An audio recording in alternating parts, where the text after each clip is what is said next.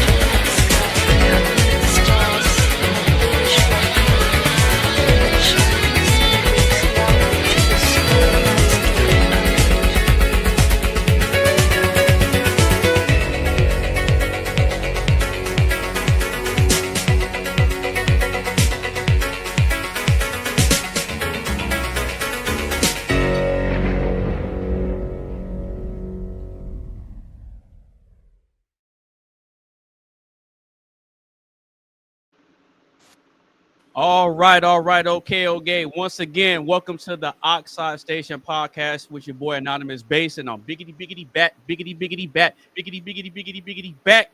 with another episode. And I am here with three panelists. So, quick announcements before we get into the show. If you're new to the channel, go ahead and give this video a like, share with a couple of your friends. Make sure you follow us on all our social media sites. And if you got something specific that you want to talk about or you want to hop in on the live action, go ahead and sound off in the chat. So without further ado, we're going to go ahead and get into the introductions. And we're going to start off with Mark Fowler. Then we're going to go to Tizzle Mode. And then we're going to go to my buddy, Marte. So go ahead. You got it, Mark. Yo, once again, Charles, my man, thank you very much for having me here on this podcast. Once again, I appreciate it so much. You know, I was here on the last one, and I'm just a simple average Englishman here today to try to add a different perspective, from an English perspective, and that's all I'm here to do today. But I'm here to represent, and also I'm here to learn. I think that you're doing a really good job, and I think that there's a lot to be learned from what's going on at the moment. A hell of a lot to discuss. All right. So thank you for having me here. All right. Appreciate that, brother. All right. Tizzle Mode, give us a brief introduction. Tell the people who you are.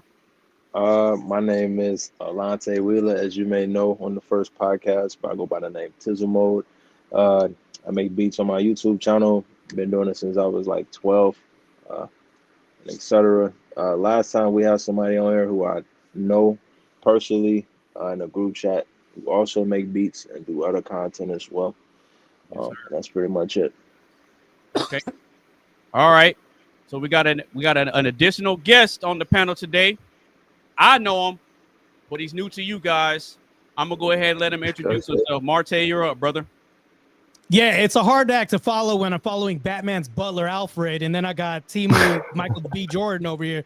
This is the thing, though. They look like a black and white TV when you put them together, but I guarantee you, I'm going to guarantee that I can provide a distinction between both of these people. As long as they're relevant, we can have a good discussion here. I am Marte Reyes, host of On the Edge. I've been on various panels, and I also do a lot of debates. So if you have really faulty logic, don't come to me with that, because I'll destroy the shit out of you with that. Speaking of which, I look forward to engaging on this channel. Please hit the sub button and please hit the like button on this channel. If you are a fan, be hospitable, please. Yes, sir. Oh, I like that. All right. Okay. So with that being said, we got all the introductions out the way. So we are going to go ahead and get into the icebreaker. So we're gonna have a couple of videos to react to before we get into the main topic. And if you're just now tuning in, make sure you hit the like button. Make sure you follow us on our social media sites, and make sure you click the subscribe button. So without further ado, we're gonna go ahead and react to a couple videos. Cardi B is giving an update on her divorce proceedings with estranged husband Offset. During an appearance on The Breakfast Club September 19th, the rapper shares how things are going with her ex since she filed for divorce more than a year ago. It's not peaceful at all. I can't even talk about it because it's like court thing, but it's like it is not peaceful at all. It is not peaceful. I don't even want to like make it into a. It's not peaceful. Just know. In addition to their split not being as civil as she had hoped, Cardi expresses frustration with Offset taking digs at her in his music. In his new song Move On, the Migos alum raps that the 32-year-old allegedly never cooked for him, to which Cardi had this to say. Now you got all these bitches that cook for you. Why you still bothering me? However, the Grammy winner, who's currently expecting her first child with new boyfriend Stefon Diggs, reveals she still hopes to tie the knot again someday. After everything, do you think love and marriage is still worth it? I think it's worth it. Well, you get married again? Mm-hmm. Really? Mm-hmm. Mm-hmm. I will get married again. But not as quick as I got married the last time.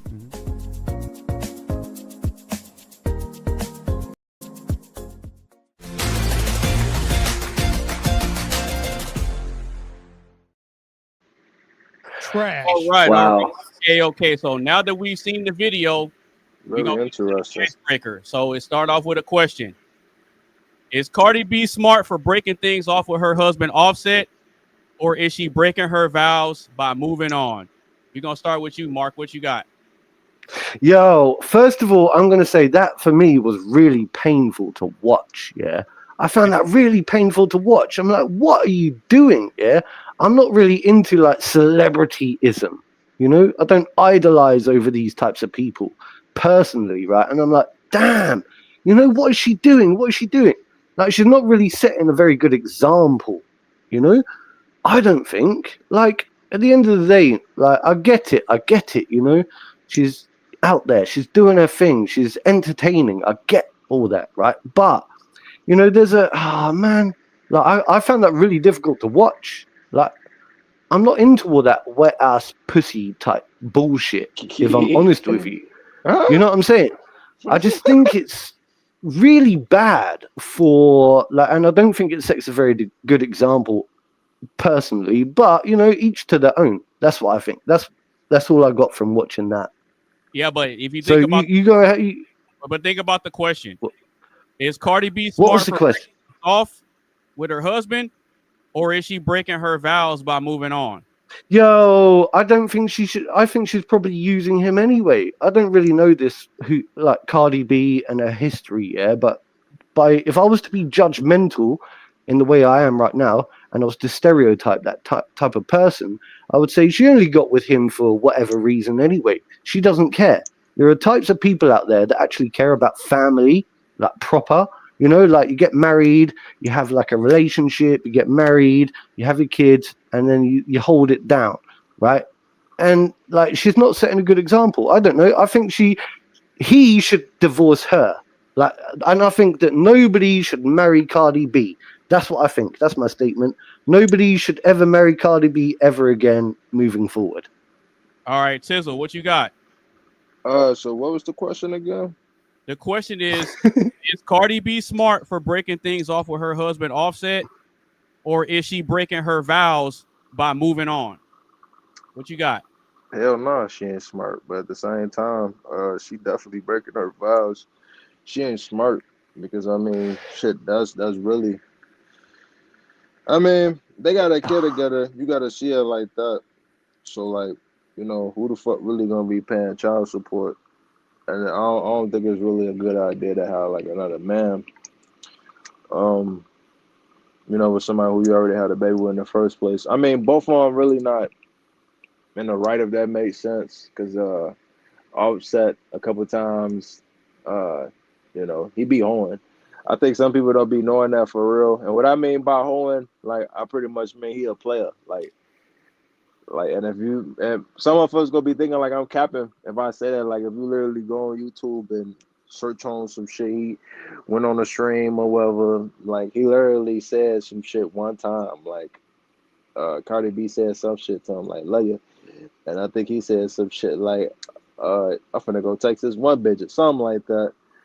But at the same time though, this shit all I feel like it's all for the fame. It's all for the attention. You know, that's what people do sometimes. I mean, So do you think that all this stuff is for the clout? Because I just want to know, is she smart for breaking things off with her husband? Or Well, that's divorce, isn't it? That's divorce. I mean, she not breaking her vows by moving on. Like, is she smart for breaking it off, or is she actually breaking her vows by moving on?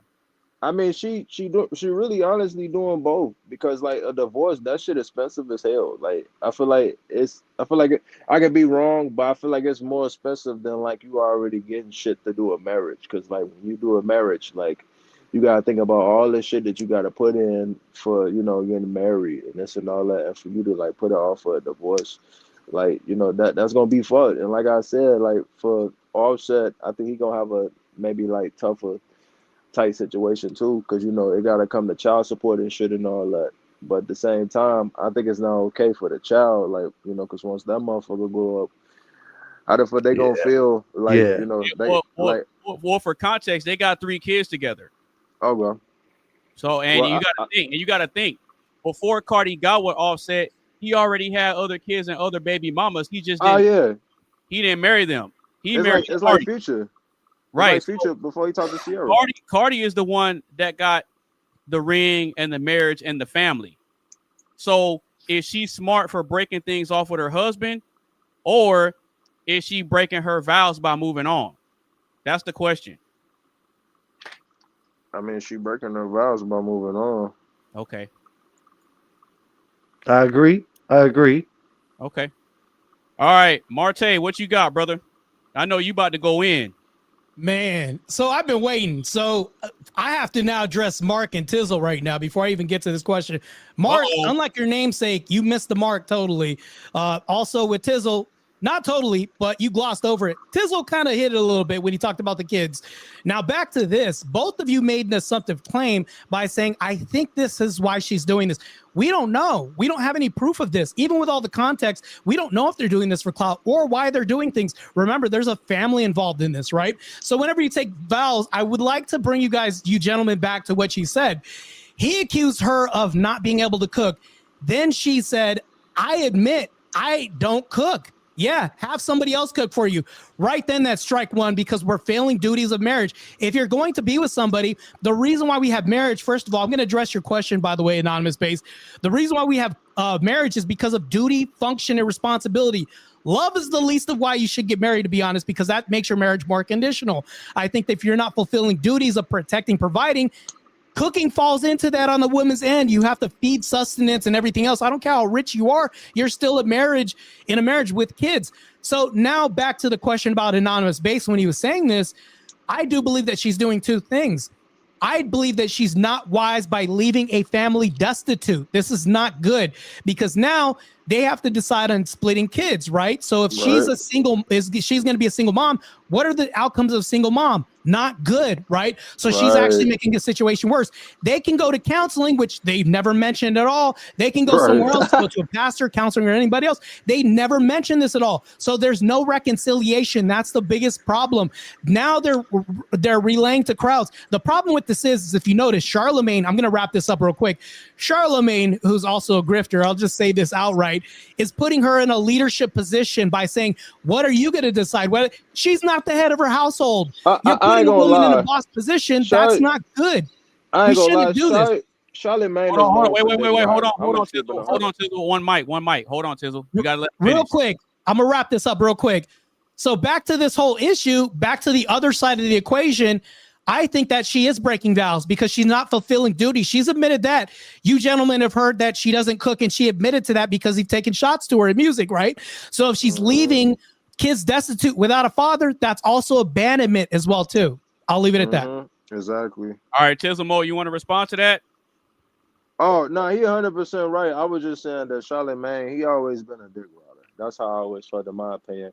Like, it's not just only with her. It's been other interviews. Like, how do I explain it? Like, he be saying shit that kind of like rile up a motherfucker. It's kind of like when you was in school and you had that one motherfucker that like who you didn't really know, but they was there around. Like if somebody was fucking with you and they hyping your head up, like Charlamagne was that type of motherfucker. Like it was one podcast that he had Post Malone on this shit, and this girl was right there, and Charlamagne was just being on some weird shit, talk about some yeah, you with your girl, but would you be with your girl forever? Like if one fucking like fan of yours was trying to holler at you or something like that, or other shorties, and Post Malone was like, nah, and like as you seen, he said nah like multiple times, but Charlamagne, as you seen it, it seemed like he kept on going and kept on trying to egg his ass on. Right. Tizzle, can I address that real quick? So Anonymous, I'll ask you a question. Remember when I accused Charlamagne of being a grifter? What did Tizzle just say? That he's conditional. Depending on who shows up to his show, he's not going to take moral high ground. It's all for ratings. Oh yeah. Tizzle just proved me right. So it's like, how is that your big brother again? Oh yeah, that's why I said it. That's why I said it. Because I know okay, all right. I'm just saying though. I be watching it on YouTube. I be knowing. Yeah, he be on that weird shit. Tizzle, can you do me one thing real quick? Can you say we was Kangs? What'd you say? Oh man, it's crazy. All right, let's keep moving. Let's go. We was Kings. Yo. Let's Don't say anything. Let's keep going. You're not prepared to say when that. I'm thinking about that, I'm thinking like on some Wakanda Forever type shit. I'm like, we was Kings. I'm like, huh?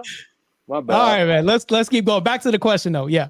All right. So I you know what? I probably have to agree with Marte on this. I think that she is breaking her vows by moving on, because part of the marriage vows is for rich or for poor, through sickness and in health, for better or for worse, till death do us part. So right. So I think that what Marte said was 100% right, because it would be a lot different if they didn't have a family together. Because like Marte said, now they have to come to some sort of agreement about custody, right? Not only that, you have to incorporate all his other kids and baby mamas into the equation too. So she's not the only woman that's in this whole mix-up. You see what I'm saying? She's the one that got the marriage and the title and the family that she wanted. But at the same time, if you want to create a lasting legacy in your household and have a strong family name, it would be dumb for you to break it off. But can I just say something? Can I just say something? Because the problem is, the reason I struggle with this is because, like, I've been through it myself, My parents divorced, okay? And we're talking about Cardi B and her lifestyle circumstances, And I kind of I detest celebrity lifestyle, like I said right from the very beginning, You know, and the way that they get so much victimhood mentality, for living the same sort of lifestyle. Like, I've been through it. My parents are divorced, You don't hear anyone banging on about my parents divorcing, do you? And how my life. Do you get what I'm saying? It's not about me. I'm just saying there's plenty of other people out in the world, Like, it's just normal. It's kind of like normal, But unfortunately, people in her position get this kind of, I don't know, and that's why I think I knew that I was going to struggle coming into this podcast. I knew I was going to struggle with this coming into this podcast. The reason, real quick though, I hate to interrupt you, Tiz. I'll be real quick about this. The reason why I disagree, the reason why she is they're pronouncing and magnifying her marriage a little bit more is because it's on the public stage.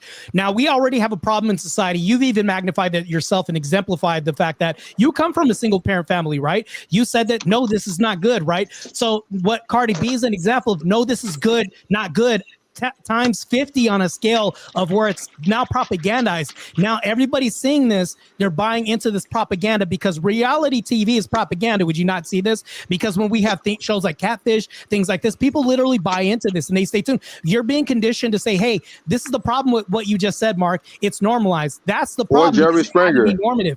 We don't need this normalized. So sure, I get what you're saying. Normality of this. That's what we need. Okay. You go ahead and respond, Mark. You got it. He ain't lying, though. Well, sorry, I'm not sure if I fully picked up on what you were trying to say. That's why I stopped. Well, what I was saying is that what they're doing is not normative, and they're making it normal in society. We need to fight against this. So if they stay together and actually keep a family together, they're fighting on what we don't want to be normative. That's what I'm saying.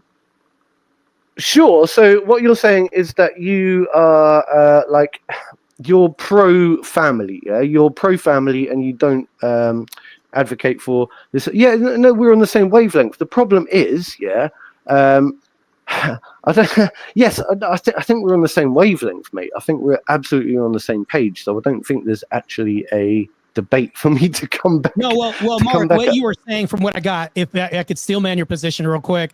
You were saying that I don't know why theirs is such a big thing when my family has the big thing that happened. It happened to me, but why is theirs bigger? Well, the reason why is because Cardi B is magnified times 50 on the grand scale. She's showing up to podcasts and saying, yeah, I'm leaving. Why would he do this? They're literally promoting the breaking and separation of families. That's why it's different. Your mom and dad probably weren't. I'm just assuming. Yo, I think essentially you said what I was trying to say, but you said it better. Yeah, I think that's what's happening. I mean, that's going to happen naturally. I thought this was going to be a debate. I thought we were about to clash for a minute there, but I think I've come to realize that you've just basically said what I was trying to say, but you said it better. He thought y'all was that means that we can have tea and crumpets together, Mark, at some point. No, but we're on the same page. We're on the same page. And this is what I was trying to say. This is exactly what I was trying to say. I came from, a broken family, right? My parents were divorced, and why do these celebrity people get the limelight, when it's a part of, we all go through it. I don't advocate for it. I don't think it's a good thing, and we shouldn't promote it. It's just the same way that, we all have lifestyle choices, but you shouldn't go out there pushing them in everybody else's face. You know what I mean? I don't know.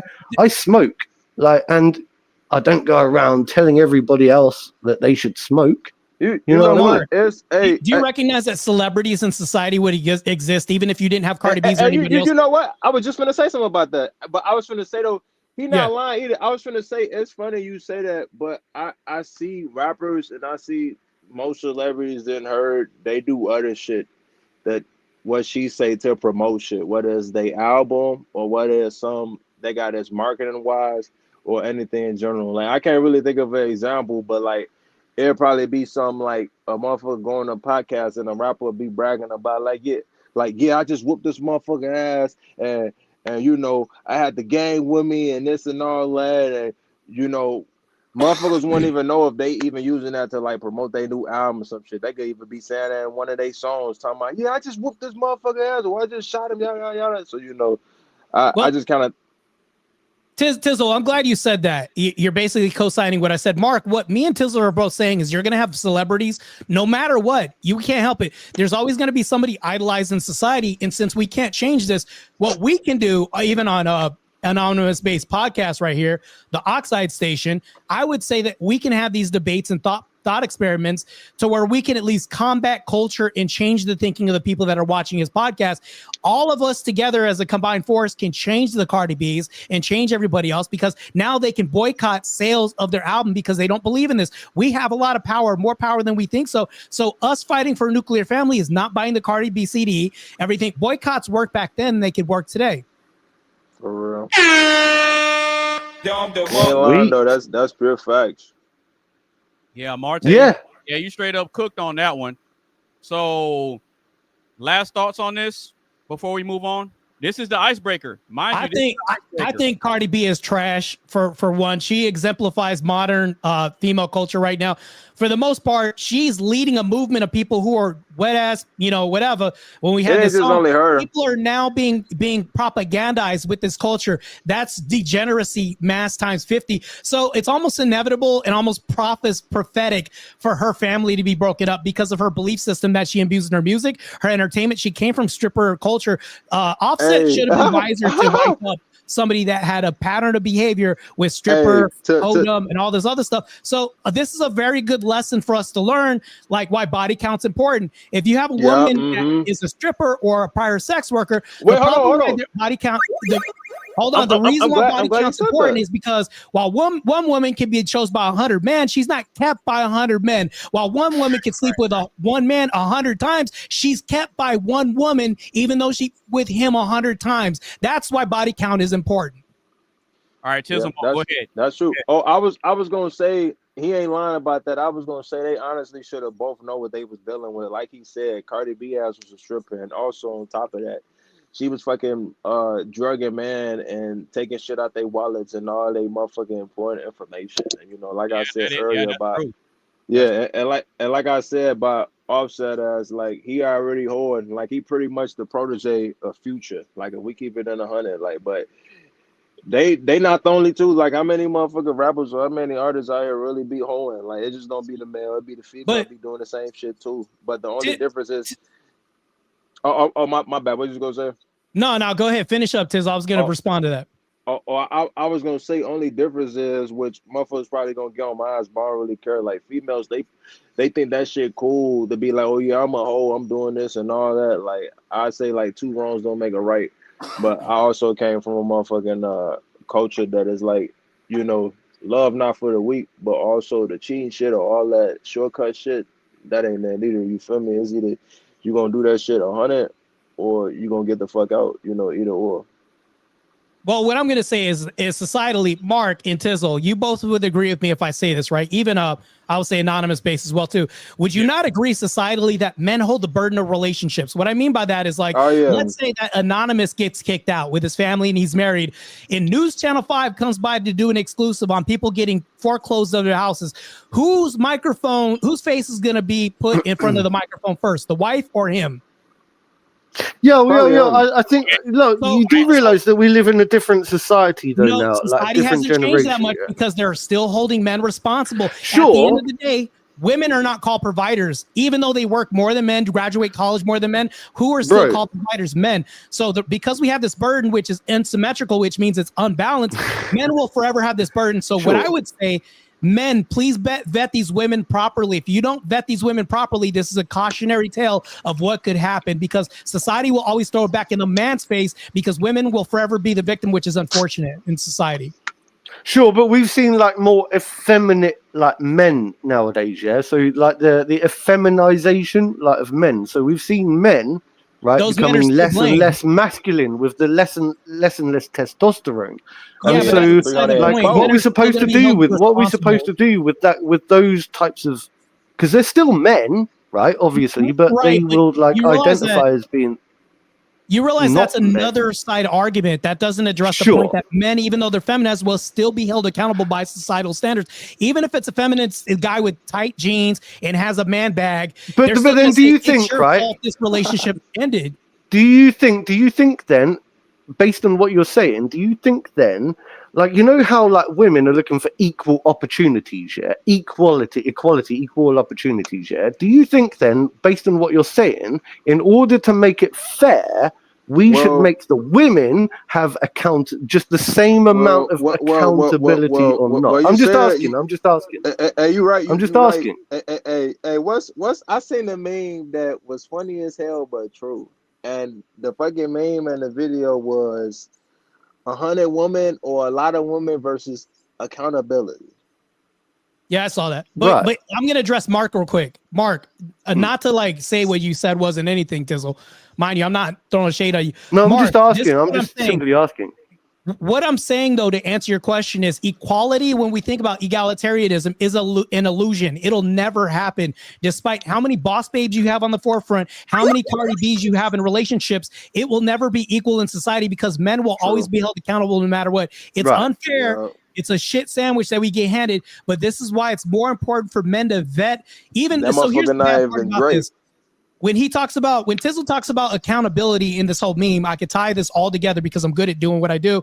Mm-hmm. I'm just saying that when you have accountability on men, no matter what, that will never change societally. It's been this way since the dawn of time, and it will continue to be this way no matter what. Women will always have a different function and duty societal than men are, which are different, because you'll never expect your wife to go downstairs and beat down the burglar breaking in. That'll always be our duty. So that's why it'll always be Offset. No pun, well, pun intended. That's why the situation will be shit. We the ones making the sacrifice. So Right. So because of this distinction, we're always going to be held to account differently than women will. No matter how feminized men will become, no matter how masculine women will become, we will always take the fall no matter what. And women will always be forever a victim class because they fight for this. And we need to rail against this by bringing back gender norms. You ain't lying. Yeah, you ain't lying on that. Bro. that was good. That was good. You know, the thing is, I would say something if I disagreed with that, but I don't actually disagree with anything you said. Like, I do agree with everything you said. I'm not I'm not sure what my role here today is, but the reason I asked that question is because, like, I genuinely feel like we live in a more liberal and open society, where some people, you know, but you know, do you think this is a communist, like, or a Marxist, like, agenda to like make people more feminine? Like, what do you call it? Effeminized, to dismantle the nuclear family structure or something like that? It's more Marxist. The reason why is because you had rich industrialists put money in the hands of pockets during the feminist movement at the beginning, so that way they can divide households. So now we have two votes divided instead of one whole household voting. We can now have people who are part of this voting system that are now political pawns now as women. I think that society is easier to manipulate when families are broken. So it's definitely Marxist for sure. I think with your accent, you can wear a top hat and a monocle like Mr. Peanut and it would be perfect. You have the perfect accent for that.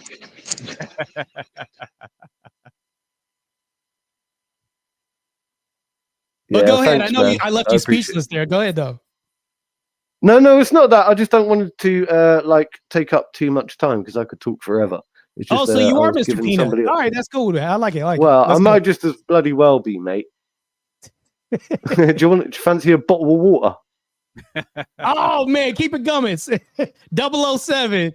Wait, no, you're more like Alfred. You got Alfred's voice from Batman. That is my middle name, believe it or not. Oh man, see, Anonymous, I'm just so good. Look, see, yes, look sir, at me go. Yes, sir. Yeah, let's go, man. All right.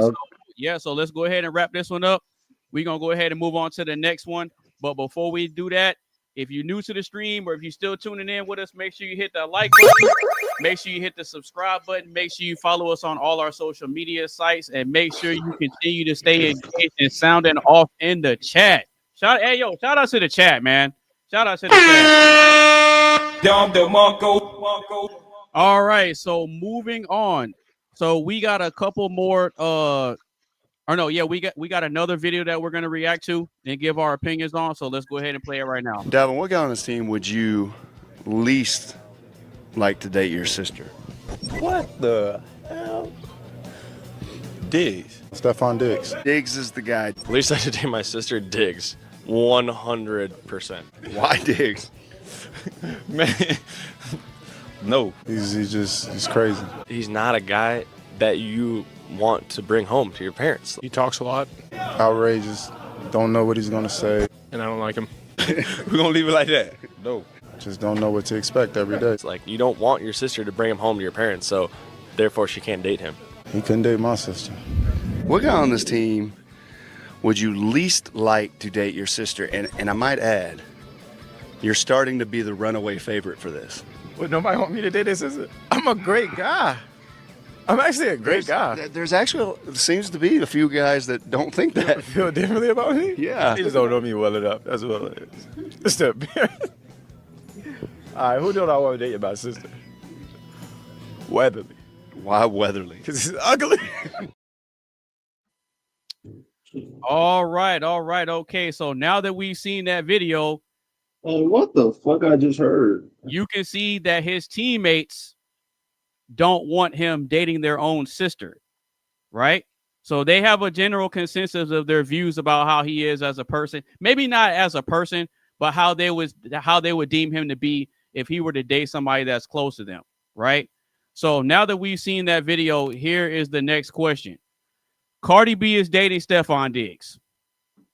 Did she upgrade or did she downgrade? Now, based on what his teammates said about him, do you guys think that she upgraded by moving on or did she downgrade? Bro said she upgraded or downgraded. Shit.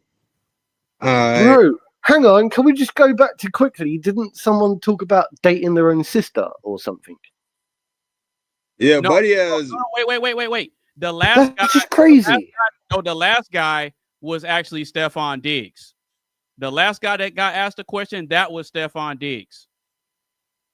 All the other guys before were his teammates, and they asked him who would they least like want to date their sister, and they all said Stefon Diggs. So then when the interviewer told Stefon Diggs, hey, all the other guys are saying that they don't want you to date, that you would be the least likely candidate for them to date their sister. And he seemed confused, like, hey, I'm a good guy. Like, why wouldn't they want me to date their sister? Right. Okay. So sorry. Yeah. Thank you. So I have an answer, but I'm gonna let Mark answer first before you get to the good stuff. Right. Go. So based on what his own teammate said about him, do you guys think that Cardi B upgraded or did she downgrade? Go ahead, Mark. I'll let you answer first, and then I'll go.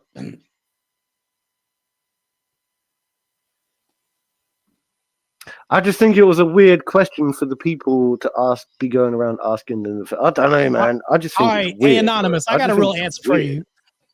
Yeah, go ahead. You got it, bro. All right, here's the real answer I got. The reason why it's a downgrade is because we all know Stefon Diggs' behavior, his pattern of behavior relationships. And then going off of that, let's say that Mark doesn't know anything about what he's saying, which I'm just going to make an assumption that he doesn't understand the situation or question. Let me fill you in, Mark.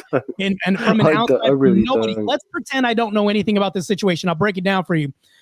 Cardi B is abandoning her family, right? For another guy. Let's say he's better than Offset. Let's say he has more money than Offset. I still think it's a downgrade, and I can tell you why. When you have a mom have stepdads in the house, the rates of abuse go up. Now, Stefon Diggs, would that not be a stepdad, right? So abuse rates do go up. We're not going to say that he would abuse Cardi B's kids or anything like that, but there would be more neglect that happens. Okay. I got it. I've got the answer. I think I understand. I know. I'm almost done, Mark. I'm almost done. Mm-hmm. And then not to mention that, but because of what we talked about branching off of the abandonment issues, now they're going to be more conflicted because there's another dad in the picture, and they're going to say, well, now I have two dads. Do you see the problem this presents? The likelihood of these kids being delinquents goes up because now we have a single mom that's going to happen. Even if Diggs is doing this, the reason why it's also a downgrade, also AnonymousBased, I'll say this, is because if he's cheating with a wife already, somebody that's married, he's going to be a cheater already. She knows she's getting into a relationship with somebody that's a cheater. That's also a downgrade, meaning that she had a baby while she was pregnant. That's 2 strikes against him and why he's not going to be a good father and a good role model for these kids. I'll move the mic on to somebody else. All right, Mark. Bro. Maybe. Look, you're probably right. You know, we're all sat here judging, you know, one particular person. You know, there's like 8 billion people in the world, yeah? And I'm sure she's not the worst parent in the world, right? There's, 8 billion, 9 billion people in the world. And you know something? Life is not perfect, you know? No relationship is perfect. No family structure is perfect. You sound like you take accountability away from her, but go ahead. Bro, no, I'm not defending her. You might as well lay in your bed. You're lying in it right now. Go ahead. Hang on. What? Really? Listen. What I'm trying to say is, listen. Oh, we're all not perfect, Cole. Go ahead. This is what feminism tells women. Go ahead, though. Bro. I feel for the kids. Yeah, the kids. Ultimately, my heart goes out for the kids in any situation, relationship, and I think that we're doing the right thing. I think you are doing the right thing. I think you and me are doing the right thing. We're talking about it, yeah. And what we're trying to do is we're trying to encourage, you know, like a good, stable, solid relationship structure. I'm not defending her at all whatsoever, right? That's not what I'm here to do. Right? What I'm doing is I'm trying to say, at the end of the day, the world isn't perfect, yeah? And no matter how much you want it to be, unfortunately, we're going to always, like you said earlier, this celebrity bullshit lifestyle, yeah, where you get these wet-ass pussies going around, yeah, like doing their thing, right? It's not good for society. I agree, yeah? And their kids are going to suffer. Their kids are going to fail. The only way we can get through this is by leading by example. You know, I said this last time, be the change you wish to see in the world. You know, like if you don't like it, then don't be it. That's all I say. Well- Like instead of like, I don't really like Cardi B. I don't like her. Like, I used to actually like her music, her raps. When she first came out, I thought, do you know what? She's got something. She's got something. Do you know what happened? Hollywood grabbed her by the tits and the ass, and they messed around with her. And she's just as much as a victim as everybody else in a way. And I feel sorry for her sometimes, right? But she's a bad influence and she's a bad parent. Calling her victim. Wait. So Mark, real quick. So you say Yo, that he disagrees with me. He's shaking his head. Wait. Yo. Mark. Okay, Mark. So I want to push back on something you said. You said she's a victim in a way. Yeah. In a way. Like, okay, so elaborate. How would she be a victim when she's a tax-paying adult and she's capable of making her own decisions? Thank you. Because I think that when you get into Hollywood and into the celebrity lifestyle, into Hollywood and celebrity lifestyle, I've seen it happen before. Most people start off very innocent throughout their life, They start off innocent, they get sucked up by like a corporation, a big corporation, something like Hollywood, sucks them up, perverts their course of justice, messes with their mind, probably perverts them in other ways behind the scenes. Mark. They become just as much victims as everybody else. That's all I'm saying. Mark. But unfortunately, like she's Satan, because I believe in Satanism, and I think Satanists are victims. Look, I get that, but They're watch victims. But watch this though. She's actually not a victim. You know how she's not a victim? Because there's a video that We came all out. are. Wait, hold on. Sorry. Cardi B's not. I want to hear the tea. Spill tea.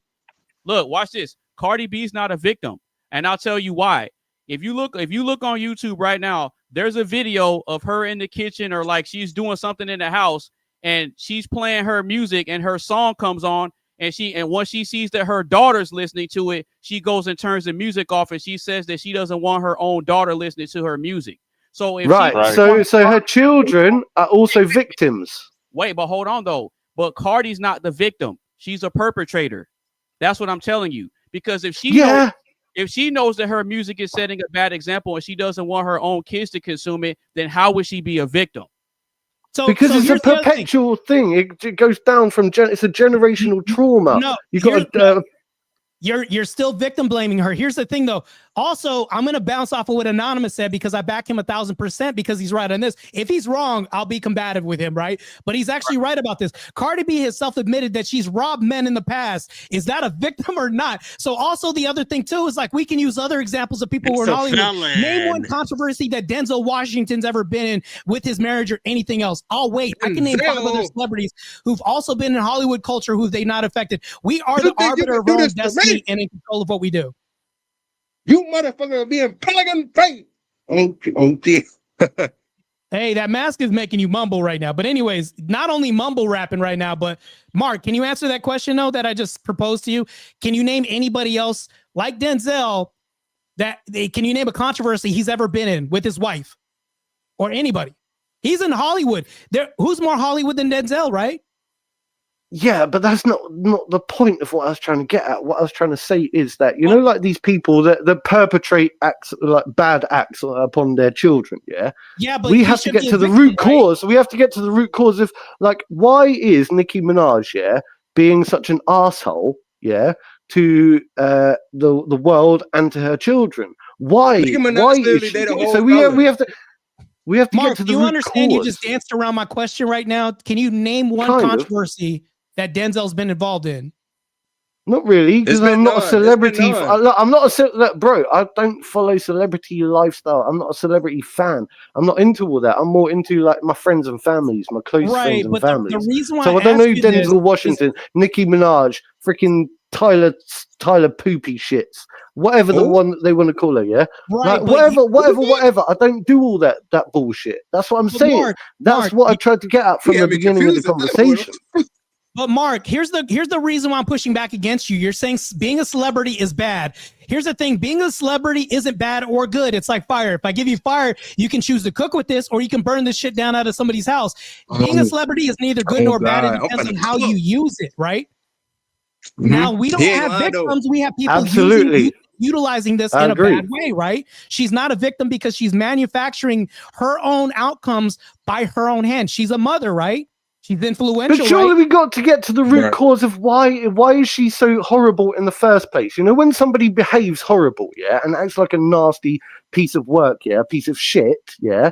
First of all, we have to find out why are they a piece of shit. That's what I'm saying. Why is Nicki Minaj, in your opinion, a piece of shit?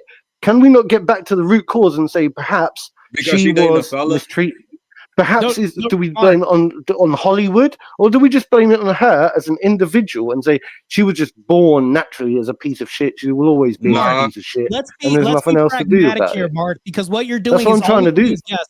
When you say things like "let's get to the root cause of why she's doing this," you're presuming somebody's mind. We can't ever assume what the root cause is or what she's doing. Let's work with the objective facts and be pragmatic here and say, "Hey, this is what we saw." Because what AnonymousBased said is that by her own hand, she shut off music in the kitchen. By my example, all we can do is use examples from what we see. We can't guess. Right now, what you're doing is let's guess why this happened, and let's guess where because all we can use is real examples that happened in real life. I'm That's not what me and guessing. I'm Anonymous giving the do. benefit. I'm doing the opposite. I'm doing the opposite to what you're doing. I'm giving the benefit of the doubt. So what I'm saying is the opposite. I'm not guessing that she's a piece of shit. Wait, hold on. But I'm why would doing you the give them opposite. the I'm benefit of the saying, like, doubt? for example, perhaps something happened. Perhaps she's being manipulated. That's Perhaps there are guessing, Mark. strings Hold on, pulling. wait, You know, hold like, on. no, it's Hold not on. guessing. It's not guessing. It's That is speculation. guessing when you say perhaps no, this it's happened. being That's open-minded. Hang on.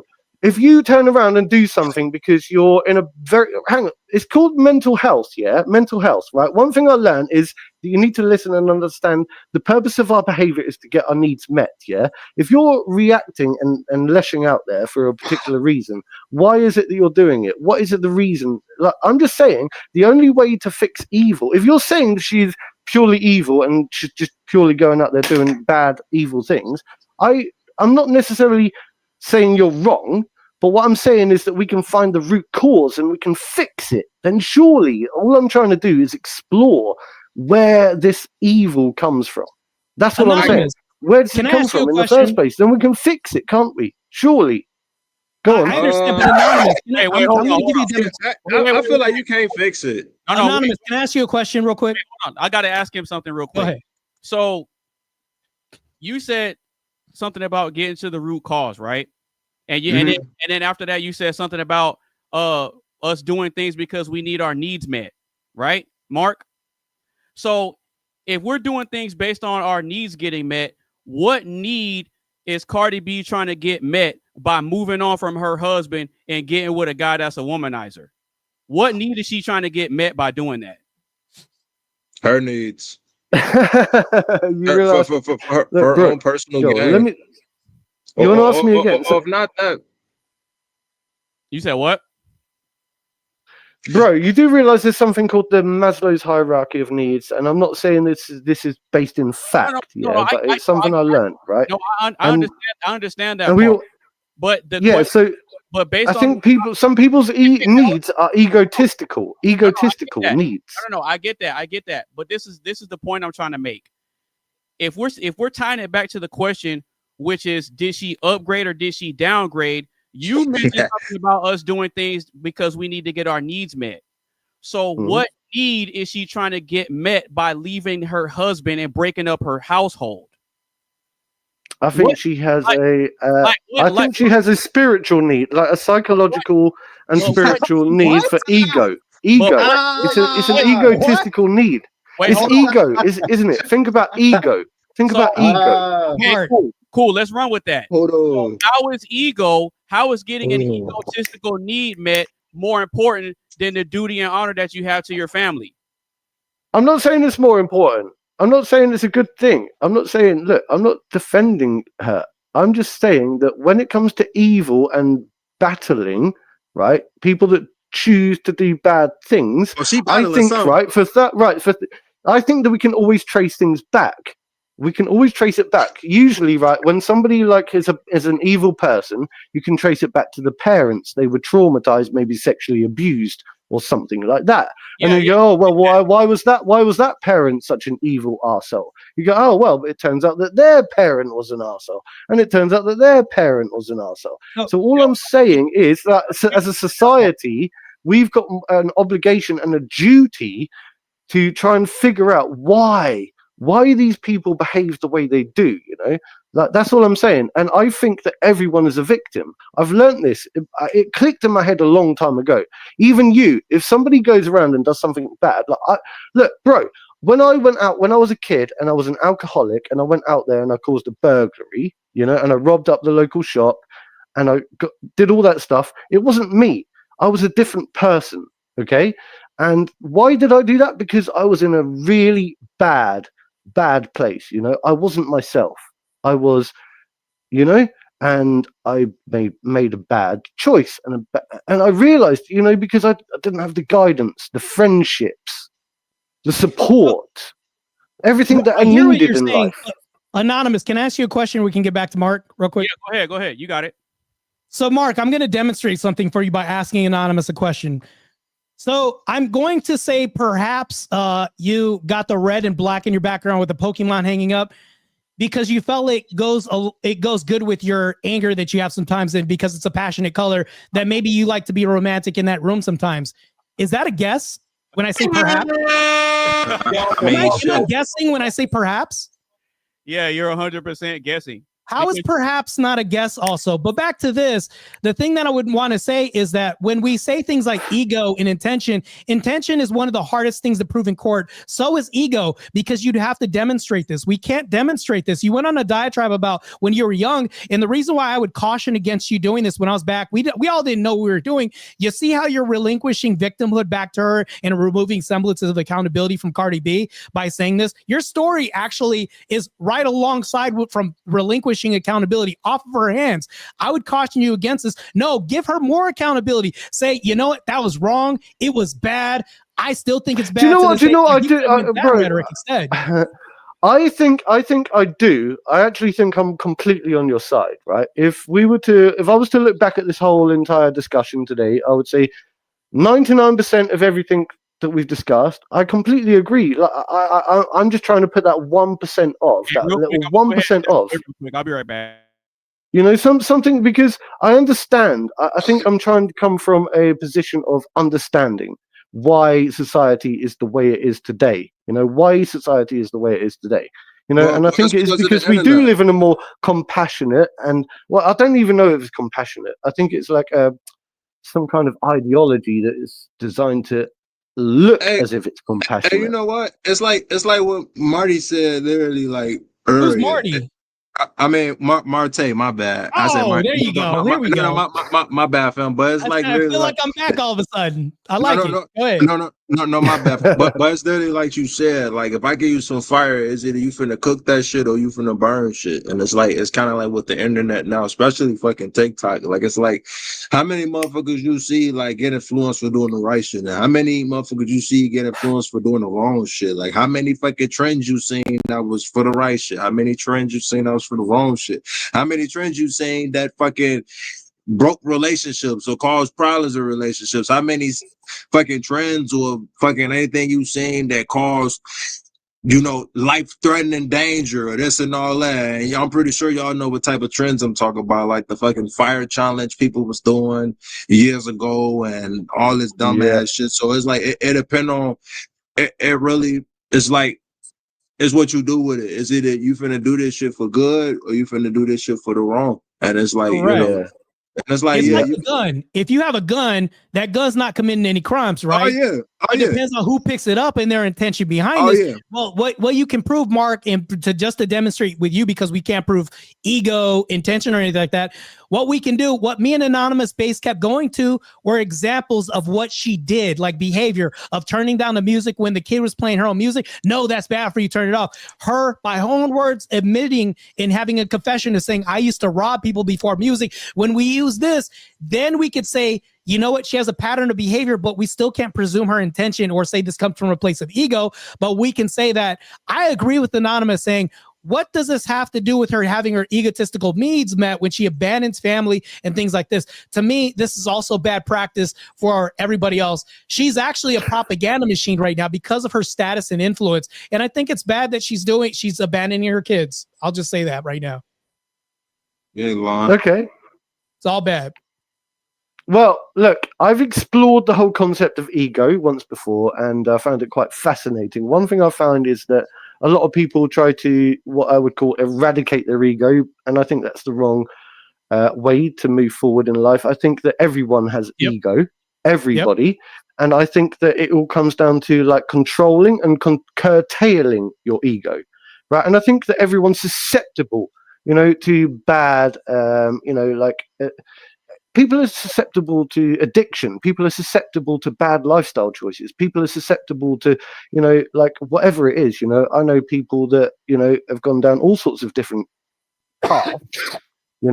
And it's very difficult to judge a person unless you know what it is that led them there in the first place. But if you can get to the root cause, then you can always find and pinpoint some way of saying, well, this perhaps came from this area. There's something we could have done, or perhaps we can learn from it and do something to stop it from happening again. That's what I'm trying to think. I'm saying, like, how can we stop another Cardi B from becoming, really, at the end of the day? Like, I think is she too egotistical? It's real easy to judge people. We can stop it by not giving those type of women a platform. Wait, you know what? Well, hold on, wait. He ain't lying. When he said it's easy to judge somebody, right? Now, say for example, right? Like, it's crazy to say that shit because literally I told my girl, right? I said that I wanted a motherfucking tattoo, right? That was based on the video game. I'm pretty sure y'all know what it is, but it's called Dishonored. And literally it's a tattoo based on like when they do some ghost shit. And she was like, ride the gut, like, you shouldn't do that. And I'm like, why the fuck not? I'm like, everybody else get tattoos and all that. And she was like, well, it's because, motherfuckers won't really hire you because they will easily judge, especially when it's already a strike. Being for me and you, like, we black, so it's like motherfuckers already assume or judge, be like, oh, well, he's a drug dealer, or he does this, or he does that, or he gangbang just by like our fucking skin color. And it's like how you said earlier, and Mark, and also not as with the society now, like, why motherfuckers gotta be so judgmental? Like, why I gotta come to that? So but this is what I was going to say. The reason why I think it's easy to judge people, when you say it's not easy to judge people, no, I think the opposite is true. If me and AnonymousBased were hanging out at a playground and there's a guy that likes to touch kids, I don't want to say the word on YouTube, but he has a record of doing this and he's supposed to be 10 miles from a school. Do you think that it's easy to judge him when we can look online easily and see his record? No, it's easy to judge because we have rap sheets, records, and what Tizzle was alluding to. And we have stereotypes. And me and Chloe Roma, I don't know if you know who she is, but we got into it. So when the women, I'll give you a fact, and this is like a social study. When women have more tats, it's closely tied to mental illness. The reason why we see this is because it's a pattern. When we see patterns, it's easier to judge people. Right. Damn, he ain't lying though. He ain't lying. That's actually facts. Like I ain't gonna lie, that'd be the type of shit I used to see on YouTube or whatever. And I used to think it was bullshit, but then like as I actually got older, I'm like, damn. Yeah. Like, but the way he's breaking it down, it makes a whole lot of sense because one of the biggest reasons why we make split-second judgments on people is because we don't have time and energy to get to know all 8 billion people on Earth to try to figure out where they came from, why they think the way they think, and how they move the way they move. We don't have time. Right. So what we then have to rely on is split-second judgments, stereotypes, and pattern recognition. Right? Because we do this as a means of survival and making conscious choices with who we deal with and how we move. You see what I'm saying?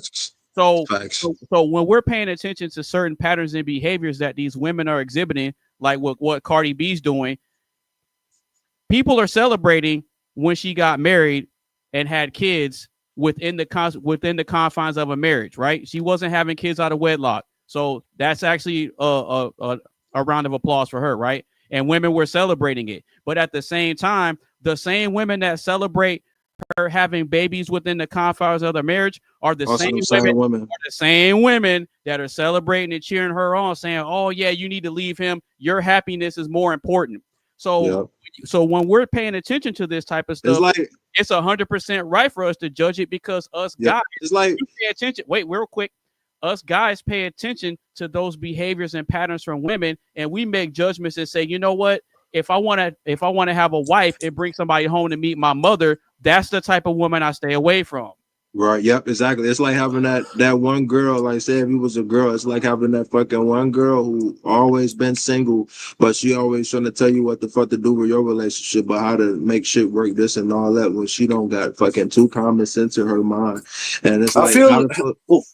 It's like how the fuck she go tell you what you can and what you can't do. It's like almost trying to tell somebody who know their job and working, but you got a fresh motherfucker who just started working. They trying to tell you what to do, but you've been there longer. How can you tell them what to do and they got more experience than you go? Well, here's another thing too. I'll give you I know you were going to say something, Mark, but I'll be real quick.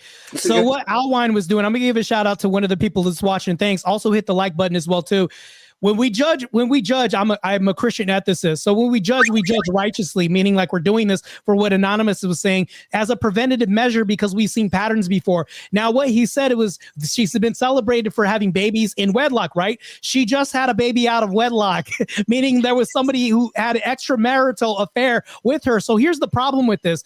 So when we're making these judgment calls, we also have to understand that these things, there's overlap. While we're celebrating, and that's what Anonymous was getting to, is the overlap of saying we celebrate somebody who's getting married, but okay, now we're having extramarital affairs and we're celebrating this. Oh, you should go have your freedom. Meanwhile, we're celebrating the breaking up of a family. You can't hold the contradictory position of saying I'm pro-family, but also I'm pro-freedom at the same time when it goes against pro-family, because this doesn't make any sense. No, I'm not entirely sure. Right. So hold up.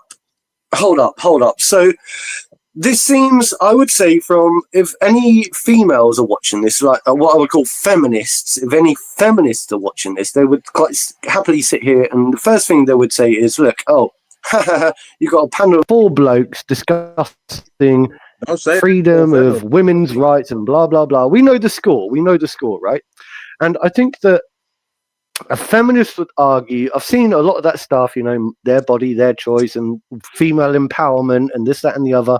And I do think that they believe in the concept of free and open relationships. Now, what you're talking about, right, is the stereotypical standard Christian patriarchy model of like having a family and children, which I'm all for, by the way. Okay, I'm a big fan of. Okay.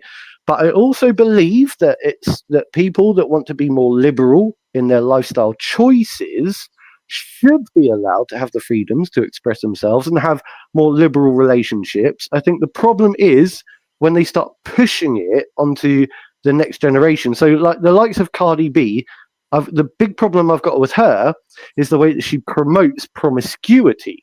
I don't have a problem with people having a promiscuous lifestyle per se, but what I do have a problem with is when people start pushing it on the young, fragile minds of the next young generations. Does a lot of that make sense, what I just said, or not? No, I do have a problem with people have promiscuous lifestyle, and I also have a problem when people push it on people. The reason why I have a problem with promiscuous lifestyles is because monkey see, monkey do culture when we have this. So when we have things on TikTok, unbeknownst, would you agree that there's known unknowns that happen, right? Meaning that we know what we're doing, but we don't know the outcome of what example we're setting for other people. That's the reason why I'm against promiscuous cultures, because even if we're promiscuous, do you know that we have eyes on us that we don't even see? We're doing certain things. This is why I would be congruent across the board and consistent and say, even though you could say, well, no, because I'm going to combat the first thing that you said, because I caught it. You said, well, no, I believe that liberals should express themselves, but I don't think anybody should push anything on each other. Now, granted, can you tell me why pushing a Christian ethical system on people would be bad? Because I think there's bad and worse, right? More or less. We can even have that argument too if you want to. Right. I don't think there's bad in that, to be honest. I don't think so either. Societally, I don't see any bad outcomes. Do you, Mark? Christian ethical system. Name one bad trait that you'll see. I don't want to turn this into a Christian debate or anything like that, by the way. Far from. Well, look, look. So I obviously was raised in a Judeo-Christian society, right? So Judeo-Christian doesn't exist, but go ahead. Well, they call it a Judeo-Christian society, whatever you want to call it. But I live in England, and it's like I grew up going to church on a Sunday. Learning basic moral codes when it comes to basic Christian teachings. A lot of my country turns their nose up. We live in a very snobbish country, okay? And a lot of people in England, they turn their back on Christianity. And I'm finding that people are becoming more and more promiscuous, as we said a minute ago. And I find that people need some kind of basic moral guidance and basic moral structure. The problem is people are arguing now over which basic moral structure is the right or wrong way forward. I think people are saying, like, let's say a progressive type person, certainly a feminist or a Marxist, might turn around and say something like, well, your moral compass is rooted in old historical teachings, such as Christianity and religion. Now they're trying to move forward with a more global set of ideas and standards. And that is the problem. And I think that's why they're dismantling the nuclear family structure. Well, going back to the question, the prompt is Cardi B dating Stefon Diggs. I'm going to bring this all and conflate them all together. When we're talking about if she upgraded or downgraded, the reason why I'm thinking that she downgraded is because she had an extramarital affair, and she's going to be with going to be the mother of a son with a cheater, somebody that was able to get with a married woman and sleep with her. So if she was to say, hey, we're going to promote this, you're promoting men sleeping with married women. Like this if she's upgraded, if her soul is enlightened, if she has found somebody better, somebody who can scientific claim, Mark. There's no way to prove this. We can't prove this until like she dies. Only God can know these things. But back to this, societally, I'll ask you, Anonymous, do you think that we should promote people upgrading to men sleeping with people's wives and having babies with other people's wives? You think that's an upgrade? Not an upgrade. Absolutely not. An upgrade. Absolutely not. That's actually I rest my case. That's actually the biblical definition of adultery. Yeah. That's no. Even if you take the Christian sense out of it, we would still know that this is wrong, right? Mm-hmm. Yeah. Even from an perspective, we would think that this was wrong. I mean, we do, but some people don't do. They think that shit the right thing to do. Oh, sleep with married women and have kids with married women? Wait, Tizzle, wait, hold on. Here's the thing though. If you take religion out of it, right? Every civilization since the beginning of time has not been okay with the idea of sharing their woman. There's biological reasons for that. Because if my wife is sleeping around on me behind my back and we find out that she's pregnant, there's no way for me to guarantee that I'm the father of that baby. We know who the mother is, but I don't know if it's my kid or not. So you got to take a paternity test. Right, but we didn't always have that. That's why body count is always important, also important as well too, because we didn't know who's going to be the father of the baby. But this is why it's a downgrade. Even if I propose the question to AnonymousBased and we take Christianity out of this, would you, Tizzle, in your relationship, want some other man to impregnate your woman and promote this? Fuck no.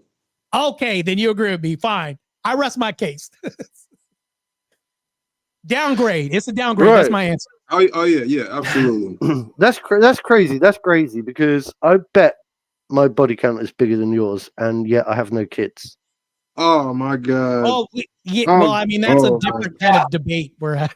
No, I'm just saying. No. I'm not. It's not, bro.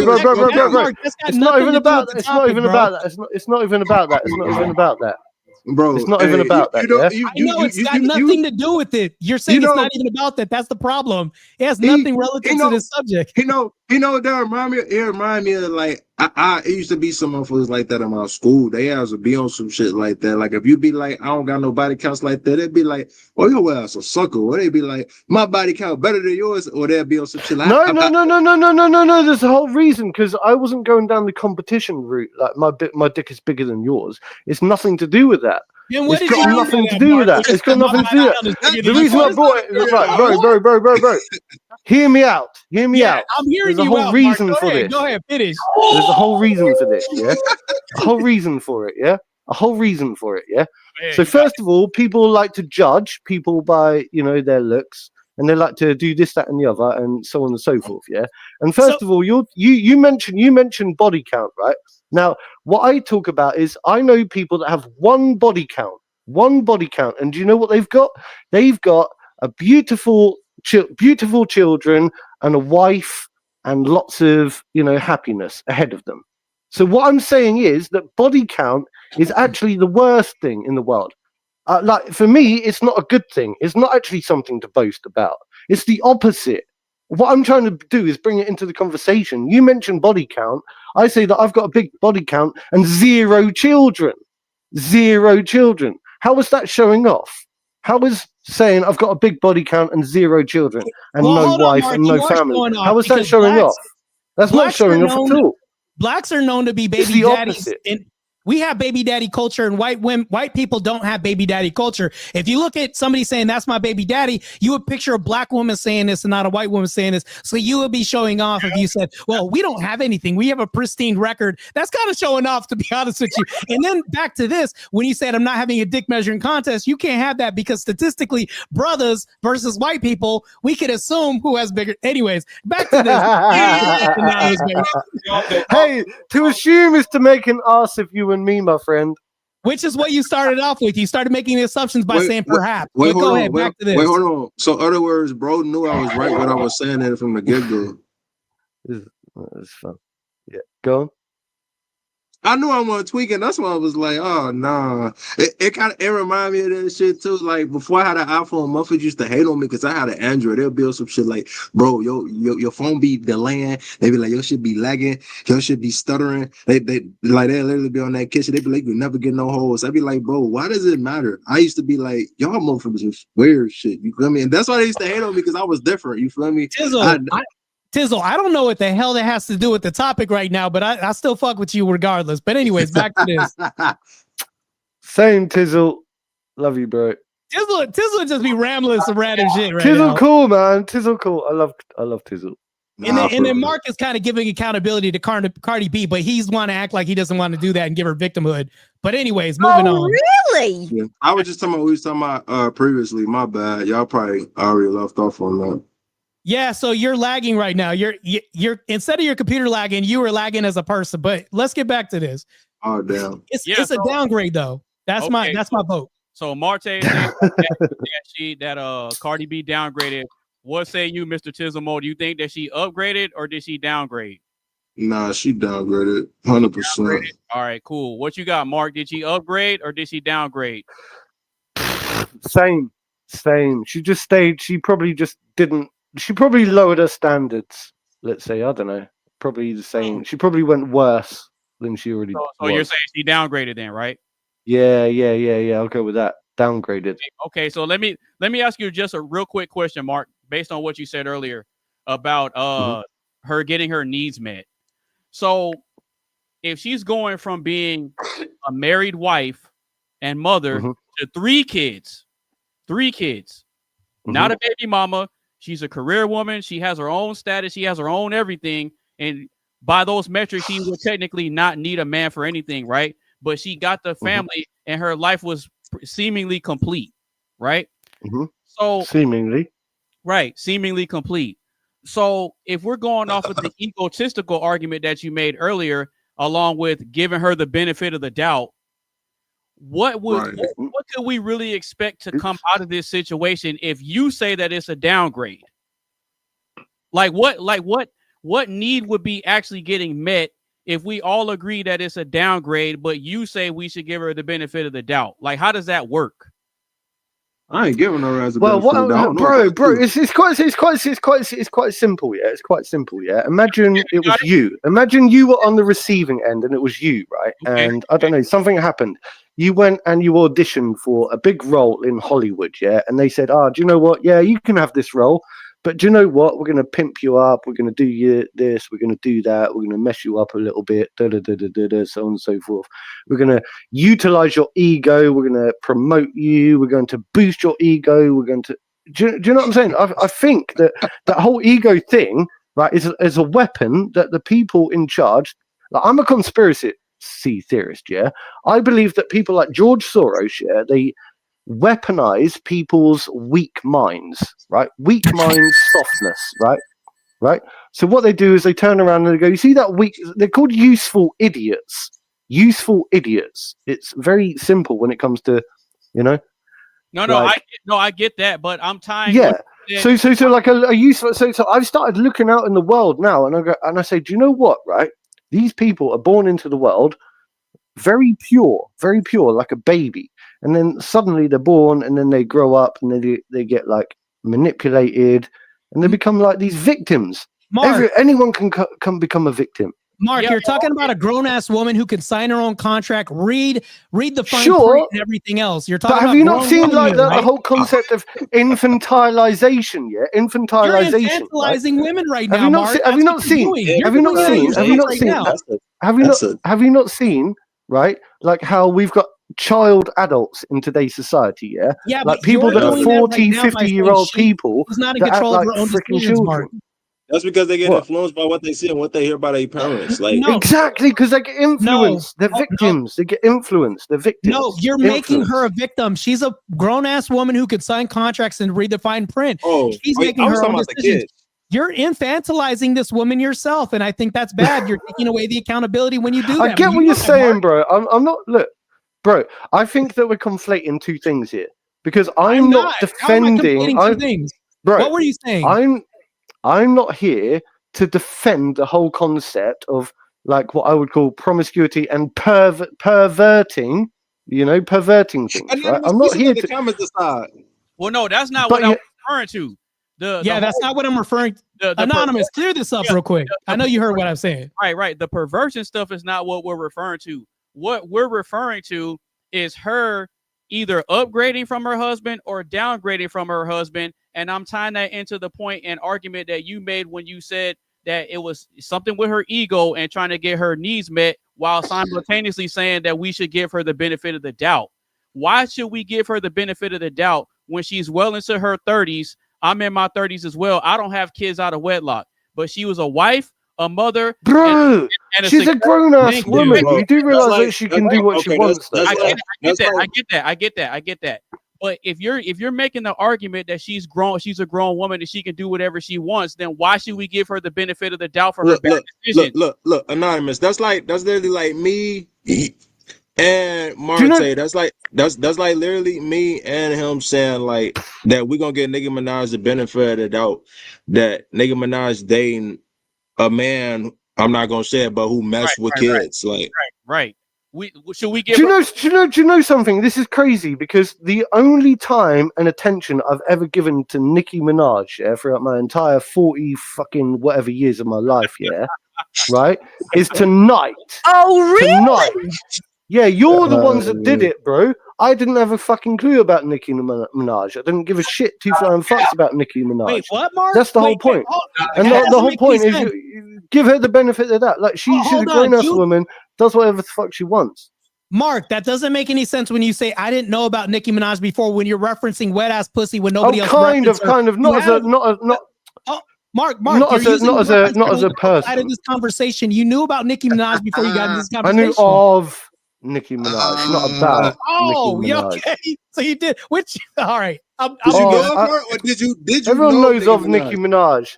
I don't know about her and her freaking personal lifestyle. You know, like, I don't know. Like, I know of you. I know you. I know you. I don't know about you. Right? I don't know about your personal lifestyle. I don't give two flying fucks about your personal lifestyle. If you become really famous tomorrow, and earn $100 million, right? I'm not going to be probing into how many relationships you've got, what you're doing, how many dicks you're sucking, how many people you've married, how many children you've got. It's got nothing to do with me. I don't give two flying fucks. At the end of the day, but what I am saying is, as an adult, she's entitled to do what she wants to do. But also, I don't approve of being promiscuous, and what I don't approve of is her pushing it on the young children's minds. So she's an influencer. Okay, back to anonymous-based question. You're right. So then the question still stands. I'm addressing a point that you made earlier. You said that we should give her the benefit of the doubt, and she's trying to get her needs met through her ego. So if you disagree with everything that she's doing, then why should we give her the benefit of the doubt in lieu of all that? We should give her the benefit of the doubt to be who she is. What we shouldn't do is give her the platform that she is craving for. The fact that that's what we shouldn't do. We shouldn't give her the platform that she's craving. I'll give you that. Okay. Yeah, I think all the rest of us agree with that point. Yeah, we agree with that point. It's just the the thing I that think we all agree. I'm just trying to bring in like a funny argument because that's the way I am. It's all good. It's all good. I'm all for having difference of opinions and all that type of stuff. Hey, you know me, I run a free speech platform. I don't censor anybody. I give people space to say whatever they want to say, however they want to say it. I don't try to edit folks. I don't do any of that. If you want to sound off, you want to let something off, I'm gonna give you the platform to do it. But the overall point that we were essentially trying to get to was, if all of us agree that she downgraded, well, a downgrade is indicative of making a bad relationship decision, because she's not looking at the long-term effects of this decision that she's making, because she has daughters. You see what I'm saying?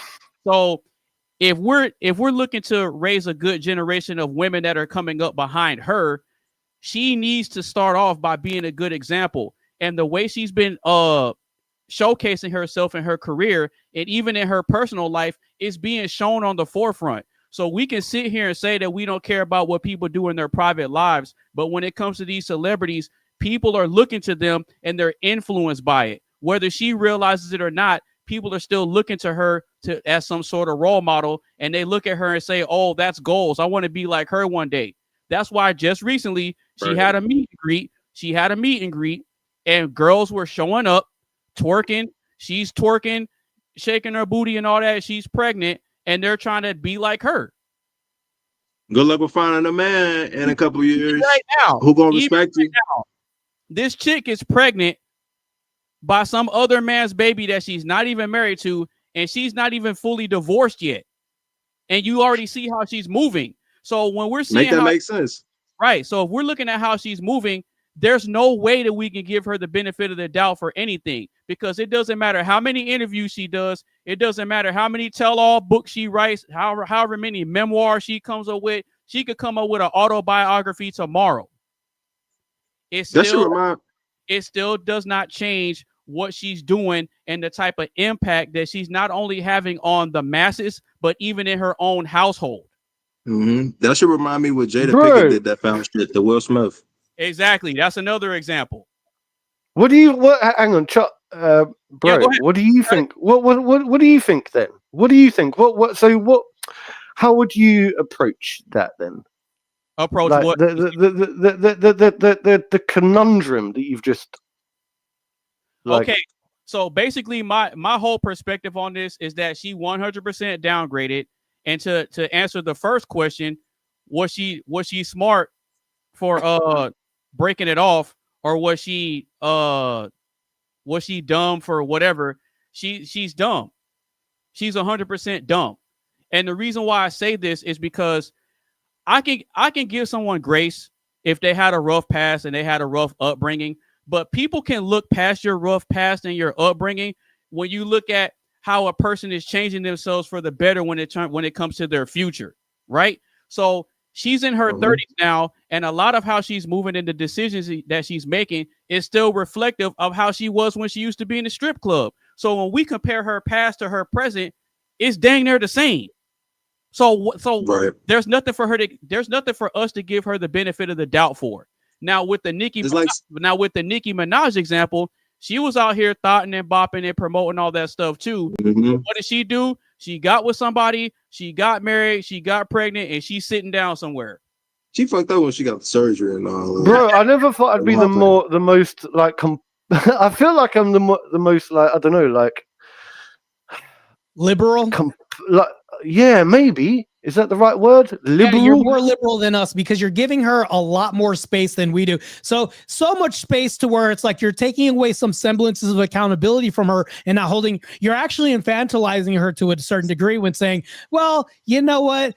She did, we all make decisions. Not really, because do you realize when you have this rhetoric, it's infantilizing her because she's a grown-ass woman. Back to what Anonymous was saying, he's holding her feet to the fire, whereas you're giving her way more leeway than we would, even though she's using the worst argument ever by her example of her having an extramarital affair, having a baby out of wedlock, and now making another man a cheater and accepting his agreement to break up a happy marriage. This is crazy. But hey, give her all the leeway. Do you realize we've already established though that I'm not a big fan of of Cardi B at all whatsoever. Yeah, but that's no. This is mapped onto anything else. This could be any woman. All Cardi B does is let's say she's a scarecrow and she represents womanhood. We're saying this. Can you map this onto anything else in reality and it makes sense? Let's just agree that, let's say that she's not even a celebrity. Would you still agree on this whole premise? It doesn't make sense. Even if you map it onto a nobody out there who's a woman who's having an extramarital affair, who's also no, bro. I just feel sorry. I just feel sorry for her. Yeah, that's all it is. I feel sorry for her. I feel sorry for a lot of people. Bro, I feel right. I learned this a long time ago. Mark, you're infantilizing her again. No, it's not even that. It's not even that. One mic. Mark, real quick, do you feel? I'm going to ask you another question. Let's see how he handles this. Do you feel sorry for the man that slept with a married woman and had a baby? I want. They should no. Hold on, Mark. Answer the question. Do you feel sorry for Mr. Diggs having a baby with a woman that's already married? Do you feel sorry for him? Bro, something happened to me a long time ago where I realized that Mark, everyone out there, I feel compassionate and empathy towards. Yes, every single person that you can think of, even the most worst person that you can. Right, bro. Think of the worst person you can think of in the world. Yeah, the worst person you can think of. The question. Just yes. I feel sorry. I feel like everyone's a victim. I feel sorry for him. I feel sorry for you. I feel sorry for everyone. In a way, Mark, to a degree. Can you answer? I'm not talking about everybody else. Do you feel sorry for a man that sleeps with a married woman and has a baby? That's just like a silly way to ask the question. Do I feel sorry for a man? I just want an answer. That's it. Do I feel sorry for a man that does what? Wait. Well, hold on. Let me answer. Do you feel sorry for this man who slept with a married woman and had a baby? Why would I feel sorry? Oh, so you don't feel sorry for him, but you feel sorry for her? That's all I wanted to ask. That's it. All right. Moving on. What? That's crazy. That's crazy, bro. That doesn't make any sense. This is wild, bro. No, you're wild, bro. That you're mate. How old are you? You're crazy because you're giving a woman an exception you would never give a man. She's cheating. She's literally cheating, but you're giving the man no passes. Of course, I give a man an exception. No, you're giving her. No, you said you feel sorry for the woman, but you don't make it right. Doing the same of course, thing. I give a man the same level of empathy that I give to any you said human no. being. I don't. What are you talking about? Anonymous, did you hear the same thing I did? Oh, I heard it. Right, you're not. Man, it makes no sense. What are you talking about? I'm gonna get my ass some Cheez-Its. This is making me hungry. Bro. It's making me hungry as hell. Mark Feminist Fowler, aka just go call it. Mark, I'm not even a feminist. Go ahead. I'm not even a freaking feminist, bro. You're crazy, mate. You sound like more of a right. You seem like more of a feminist, mate. Your brain works like more of a female than my freaking brain does, bro. I've never had such an argument in my life. You're like arguing with you is like arguing with a freaking female, bro. I tried to argue it straight. Logic exposes your faulty criticisms right now because you're giving women a pass and you're not giving men a pass. This sounds very feminine to me, like feminism. I ain't giving none of that ass a pass. If they both been wrong, they both been wrong. Right. You don't give nobody a pass, but look what Mark's doing. Mark's giving women a pass. Do you know who gets a pass? Do you know who gets a pass? Decent people in this world get a pass, and dickheads get like. No, wait, hold on. No, but you feel sorry for Cardi B, but you don't feel sorry for him. I feel sorry for you right now. No, not me. I feel sorry for you, bro. I feel sorry for you. Back to the question. Oh, really? You feel sorry for her, but you don't feel sorry for him. No, I feel sorry for you. Do you know what? I feel more sorry for you right now than I do for Nicki Minaj. Yeah, I feel sorry that I have to talk to you because you're giving women a pass and holding men accountable. That's crazy. Yeah, I feel sorry for you too. Crazy. This shit too funny. Oh my god. Y'all are getting exposed right now. But anyways, do we have any further questions? Yeah, I think Mr. Wright is lacking in testosterone. You're stuttering like this right now, Mark. Go ahead. Yeah, I've got a stammer. I didn't realize you were disableist. I didn't realize you had a remix. Damn, son, where'd you find this? Mark got the remix. Bro, you do realize I'm having fun right now, yeah? You do realize I'm having fun. Oh, yeah, I'm having fun too, man. No, hey, I have nothing personal against everybody here. But yeah, just realize I will go in on you if I feel faulty logic here. So. Oh, really? Yeah, But I don't think I'm going on him if he has faulty logic. I don't think there's faulty logic. I don't think that I've had any faulty logic. Yeah, I think you're trying to probe me for some faulty logic. Wait, I don't think I've got the bro. There is no faulty logic. I think you're trying to probe me for it. Can I ask Sizzle a question right now in front of you? Mark, did he say he felt sorry for Nicki Minaj? I feel sorry for everyone equally. No, wait. I'm asking Tizzle. And you most. You even more. I feel sorry for you even more. Cool. Let's get back to the question. Anonymous, did he just say I feel sorry for Nicki Minaj? He did. And I feel sorry for you too. Cardi B. Wait, hold on. Did he have the same accountability for the guy that cheated with a married woman and had a baby? No. Uh-huh. How is that not faulty, Mark? That's not consistent, is it? I tell you what is consistent right now. All right, go ahead. Go ahead, Mark. You got it. Your lack of understanding. Go ahead, Mark. Try your best. He said.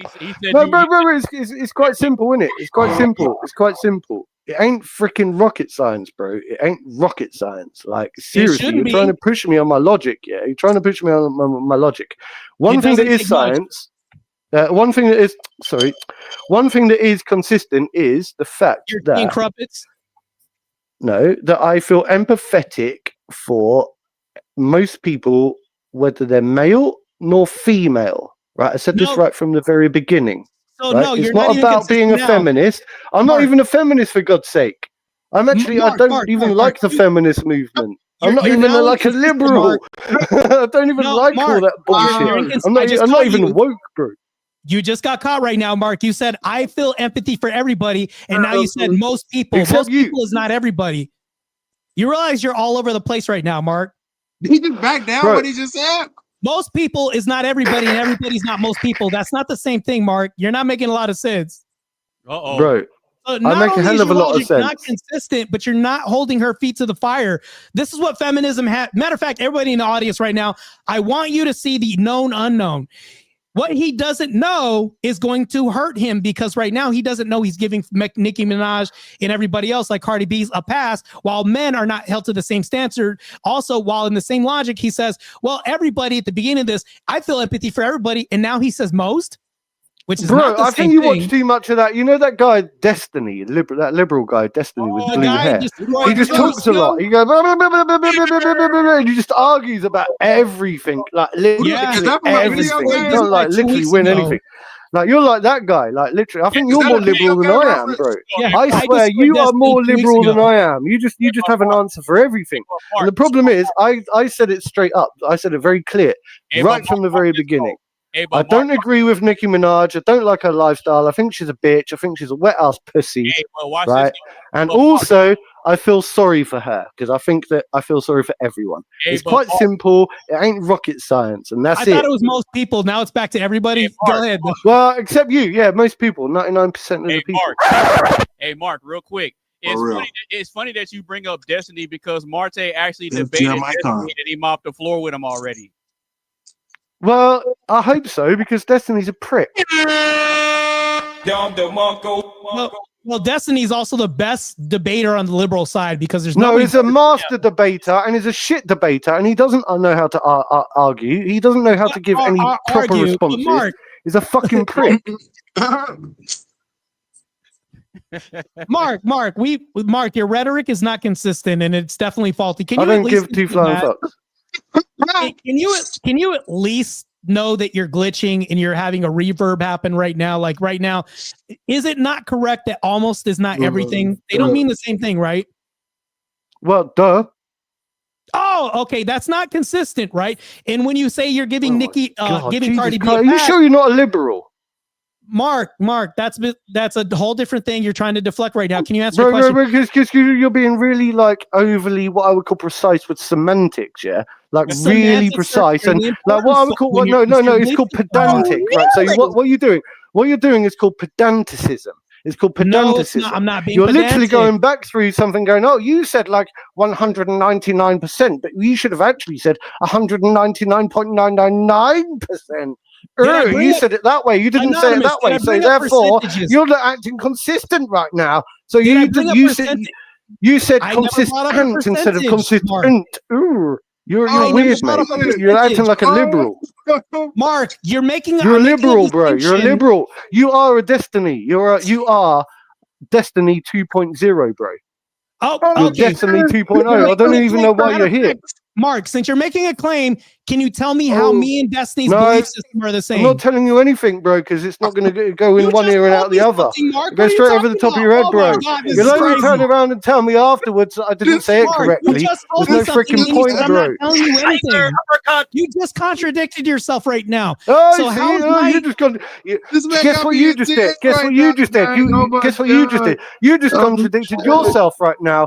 You just contradicted yourself right now. You just said that I contradicted myself whilst you were trying to tell me that I contradicted myself because you were contradicting yourself because I contradicted myself because you contradicted yourself right now. Yeah, get it, girl. Yeah, go ahead, girl. Get it, girl. You go, girl. Yeah, go ahead, do that. You're weird, bro. Why are you even here? You're a black woman right now, Mark.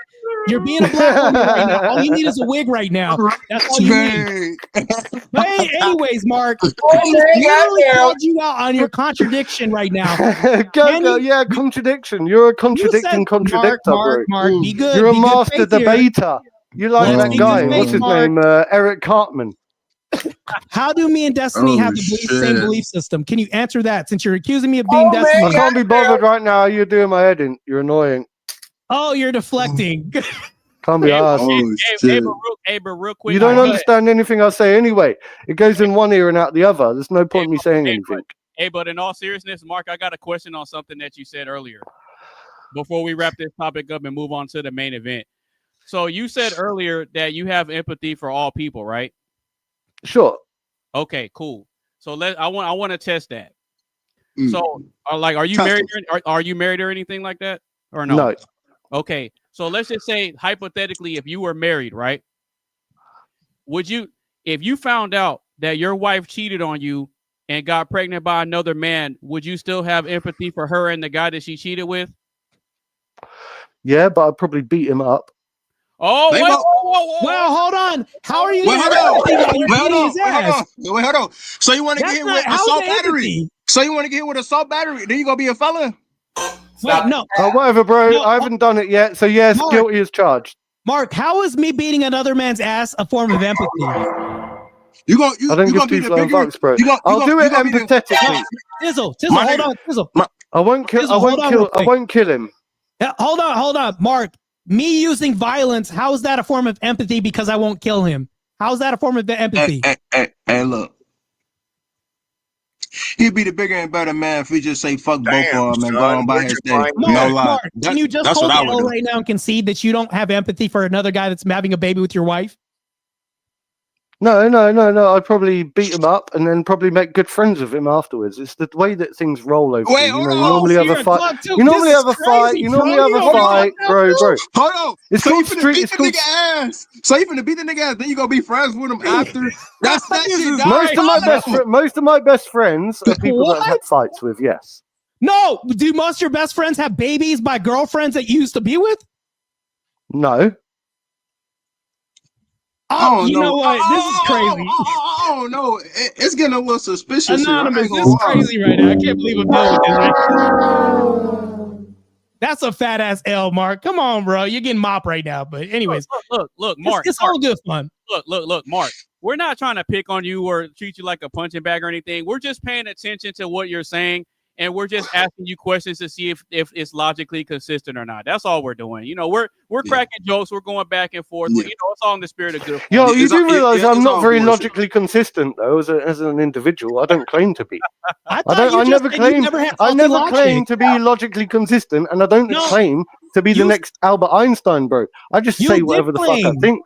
So you can pick me to pieces all you like, right? I don't have faulty logic. I don't give a look. The problem is in today's society, is people expect everyone to be so logically consistent, so perfect, so precise. I ain't fucking that, right? I'm just me. I'm just a simple English guy. I drink lots of beer, I smoke lots of weed, and I chat shit, bro. That's all I do, right? And I chat what I like, right? But I tried to make sense of what we're saying, yeah? I tried to make sense, and I've got points. I've got points of view and opinions. Yeah, that's right. Then what? Then why? Nah, he ain't lying though. I'm bullshitting. But nah, he ain't lying. Get that ass. You tell him, Mark. You get him. No, it's fine. It's fine. I don't mind. It's fine. I've been here. I've been there. Done that. Got the T-shirt. Mark ain't getting nothing but some fish and chips and a pint in a brewery. Go ahead, Mark. let's go continue, bro, you're all welcome. Do you know what? Do you know something? Yeah, you would all be welcome if you come over here and just spent a week over here. Like, you'd love it, man. Like, you know, I'd look after you. Can I ask you a We'll get question? fish and chips.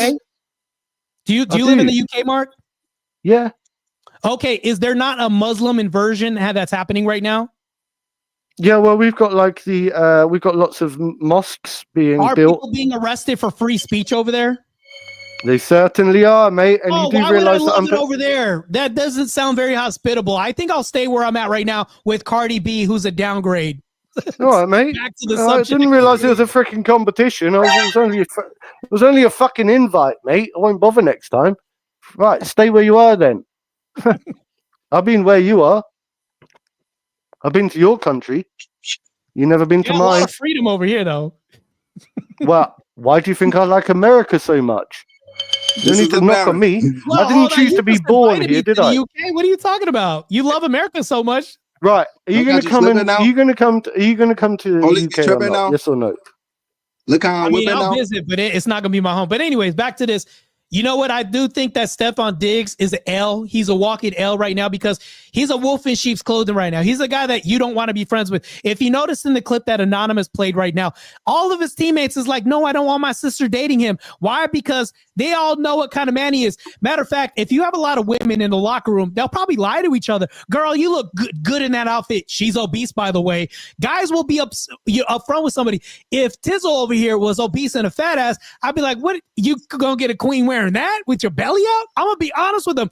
If you're looking at locker room clips, most likely we heard a lot of honesty back there. So they're going to expose him to be honest. Matter of fact, men roast each other as a rite of passage. Women don't roast each other and bond over that. Men have a difference. So that exposes Diggs by far and wide that he's a cheater and he's a walking L. Matt, he's such a walking L and a downgrade that nobody would want their sister to date him. That proves the whole point in the clip that he just showed. She literally just going to another cheater and she just got out on him. Like, make that make sense. Who nobody would want to date their sister, by the way, too. So that's also another point too. I ain't gonna lie, I thought that shit was sus. Motherfucker said that. I was like, what? Like, I don't know.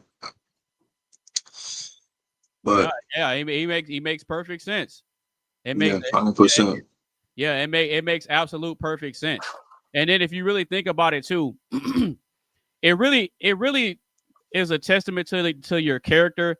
If, like what they said in the video, if your own teammates don't see you as a viable and trustworthy option for their own sister, then why would Cardi B then think this guy's going to be better than the guy that I had kids with?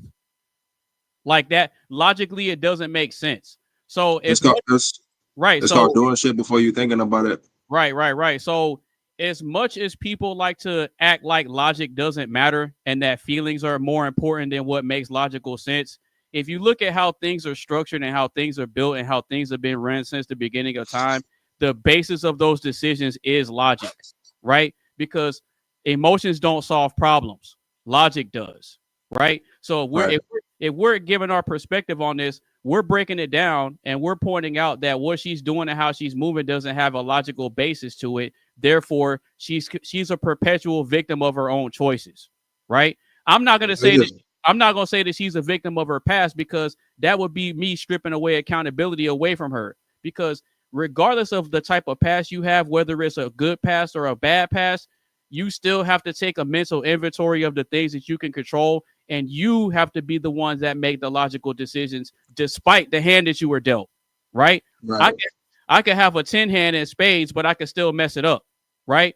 Or I could have maybe 1, 2, maybe 3 and a possible in a hand of spades, and me and my partner, we could still run the game and win. You see what I'm saying? So it's about making logical and smart decisions regardless of the hand that you've been dealt. which is why me, Marte, and Tizzle, we can't sit here and say that we have to give her the benefit of the doubt. Not saying that you have to, but on the basis of the argument, we can't give her the benefit of the doubt because something. Do you know? Can I just say something then? Right? Yeah, do you know something? Right?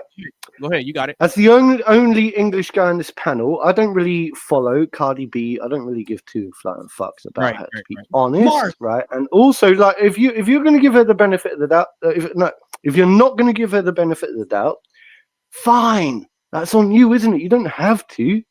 I'm not telling you how you should or shouldn't behave. I'm just saying that I have a different approach to when I looked at celebrity lifestyle. I can't help but see that even Justin Bieber, you said to me earlier, oh, do I see it the same as men and women? I do. Justin Bieber was a victim of the celebrity lifestyle. Even Michael Jackson, right? I see them all in a way, in a very strange way, as being manipulated by society, right? Because societal pressures influences people to become this way. So Cardi B, right, in herself would have influenced some young child today, yeah, or yesterday or last year, right? She would have influenced some young child. That young child is a victim of Cardi B, right? That young child might grow up one day to become the next Cardi B, and we'll have to say, where did she get that from? Where was she influenced from? Oh, she was a victim from society. That's all I was trying to say. I'm not saying that I think that she, as a responsible adult, that she's not responsible for making choices. I think that ultimately, when you hit adulthood, you are responsible. But I'm just saying, even you're right. Good pressure and bad pressure. You're right, but watch this though. So with the Justin Bieber example and the Michael Jackson example, they still grew up and they still had a sense of right and wrong. Whether they fully understood the environment that they were in or not, you're born with an innate sense of right and wrong. We don't have full understandings of stuff as children, but even kids know that if they're touched the wrong way or if a stranger comes along, they know. Even animals know, even animals have a sense of right and wrong. If you have pets like a dog or something like that, your dog has been around you long enough to know your patterns and your habits, and they don't even speak English.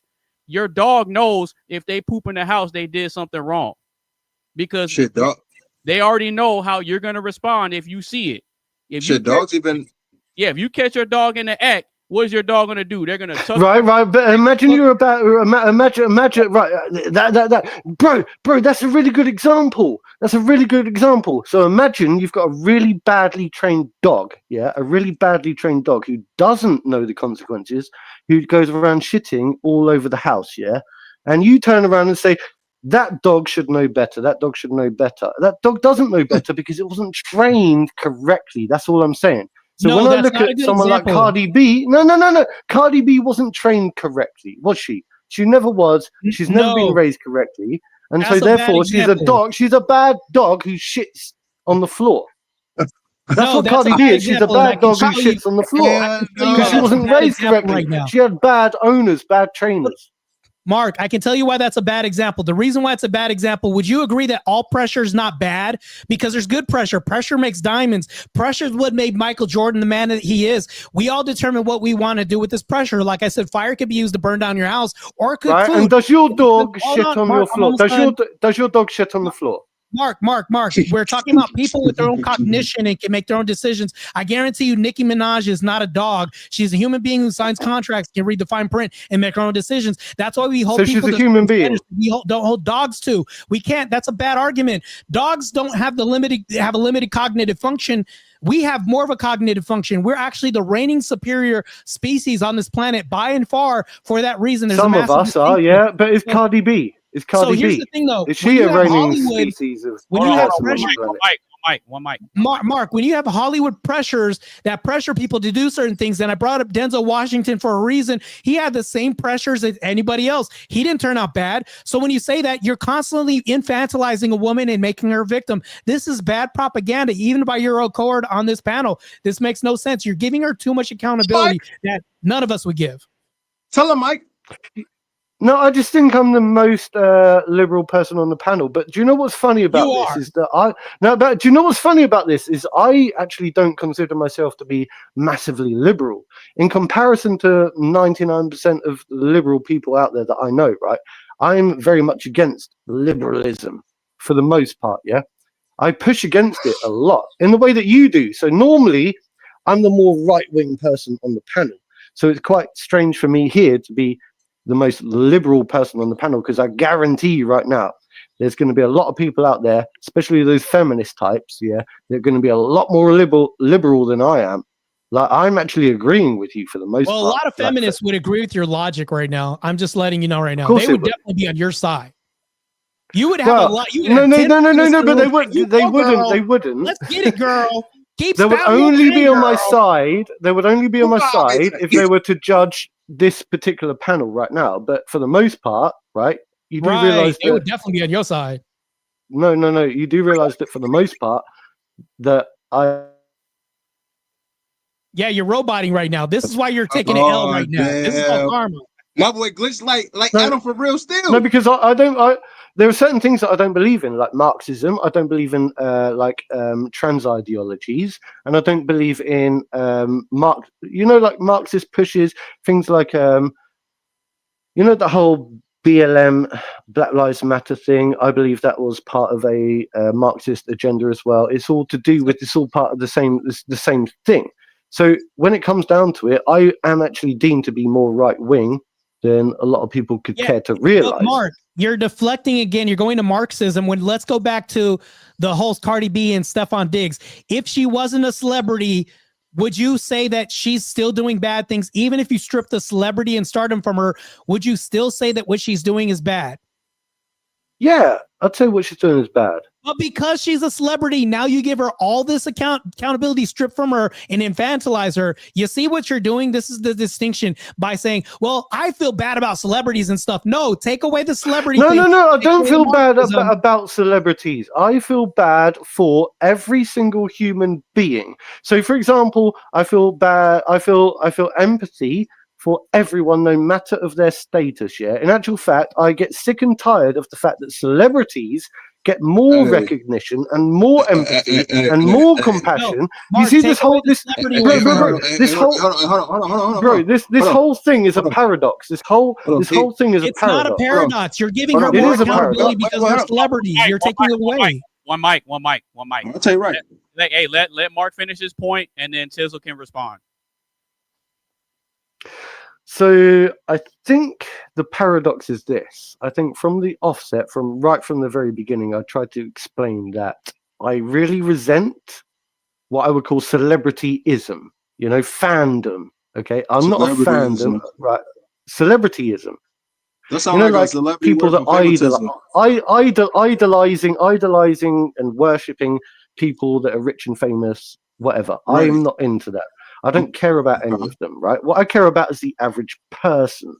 Every single person that lives and walks on this planet, I think, is susceptible at the moment to victimhood, right? And unfortunately, some people are strong-minded, and some people are weaker-minded, right? You're a very strong-minded person, and I don't feel that you're going to be radicalized anytime soon, which is great, okay?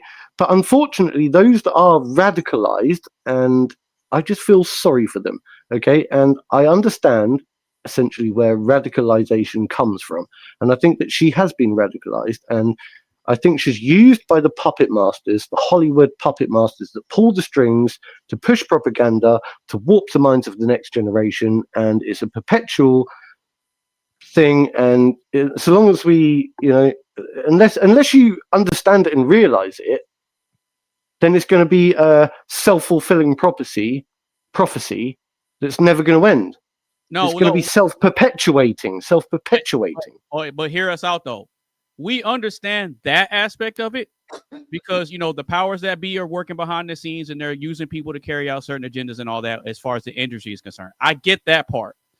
The part that we're trying to get you to understand is that even though there might be a machine behind her and she's under all these contracts and stuff, she still has a say so and a choice in the matter of the business that she chooses. I get right. I don't disagree with you. Right. I completely you're right. We're conflating. I think the whole argument over this whole however long it's been conflating No, we're the not difference doing between. that. We're creating a difference. Bro, it's been conflating the difference between individual responsibility and external responsibility. Right now, yes. Do I think that Cardi B should take individual responsibility? Absolutely, 100%. She's an adult. She should know better. Okay. And yes, I do think she should take individual responsibility. That doesn't mean to say that I don't think that there are external things that make people bad. That's our argument. Now you flip flop back to our side. Thank you, Mark. We've converted you now in real time. Thank you. I'm glad he said that. Do you also feel bad for this 14-year-old girl who got killed by this motherfucker artist named David, but motherfuckers still like him? Oh, that's a good point. Who are you talking about? Well, it's this artist that some people not familiar with him, but it's a song that go like some shit like him confessing that he killed the girl, and like I guess like he put her inside the trunk or some shit. Like it goes some shit like, do you remember the night you died? Some shit like that. Like, do you have sympathy for him, or do you think he should take accountability for what he did? Because when they found the girl that was supposedly inside the trunk of the car was in his name. Well, bro, look, I think everyone. Good example. I don't have sympathy for your singing skills right now, but let's proceed. My eardrums are bleeding right now. Oh, trust me, I'm not a good singer. I'm gonna keep it 100 with you. I liked it, man. I liked it. You carry on, bro. I liked it. And you got bad taste, Mark. Okay, but continue. Wow, that's bad, bro. I just entertain and make beats. I like to do for fun. I wasn't entertained by those vocals that you have brought me right now. That's horrible. Hey, like I said, I don't sing. You take it how you want. I feel like my fertility went down 50% since I heard you try to sing. That's horrible, bro. I'm trying to think of that rapper. I feel like I wasn't trying to make nobody clap. You feel me? Like, I'm not really a good singer. I know it. Who's that Mexican dude, yeah, that did that rap? And it's like quite dark, and he basically you can't was be good talking about he murdered someone, and he got into the gang lifestyle and this, that, and the other, and he ended up murdering someone. Sounds similar to YNW Melly. Nah, bro, I'll find it. Yeah, I think he might be making a reference to Immortal Technique, Dancing with the Devil. That's it, bro. Thank you. Immortal Technique, yeah. Immortal Technique. So so thank you. So the whole point is, yeah, with that Immortal Technique track, yeah, if you understand the Immortal Technique track, then surely you understand where I'm coming from, yeah? Because we do. People, yeah, right, then that makes sense then. Yeah, what I'm saying is we understand like the premise of where you're coming from. All we're simply saying is that just because she's a celebrity and she's a female, we can't take accountability away from her, and we can't have no sympathy for her because she's. Well, I'm hoping then that basically what happens is, yeah, because she is an adult and she has to take full responsibility for her actions, like we said last week on the last podcast, yeah, you fuck around and you find out, yeah. So cancel culture is very ripe right now. If people don't like her message and what she's talking about, and you know she's been spilling her wet ass pussy all over the floor for the last God knows how many years, you know, people are going to get sick and tired of that shit. You know, people are going to get sick and tired of that shit. So at the end of the day, she will get whatever's coming. But you know, like, I think she should accept responsibility as an adult, and hopefully, right, the next generation is going to lead by better example and go, do you know what? Ugh, that disgusting skank up there. I don't want to be like that. I'm going to be better. So my message would be, if we don't want to see another Cardi B, then make the next generation, you know, less, like give them diapers or something. So Mark, let me make this really simple for you. And I'm going to go ahead and magnify what AnonymousBased was saying. Just imagine that Cardi B was not a celebrity and she was making the same decisions that she's making as a regular 9-to-5 woman who's a wife, right? We all agree that this is bad, but what you're doing is right now, and the big issue that I have with your argument is you're giving her a little more leeway than all of us would. Actually, it's not a little bit, it's a lot.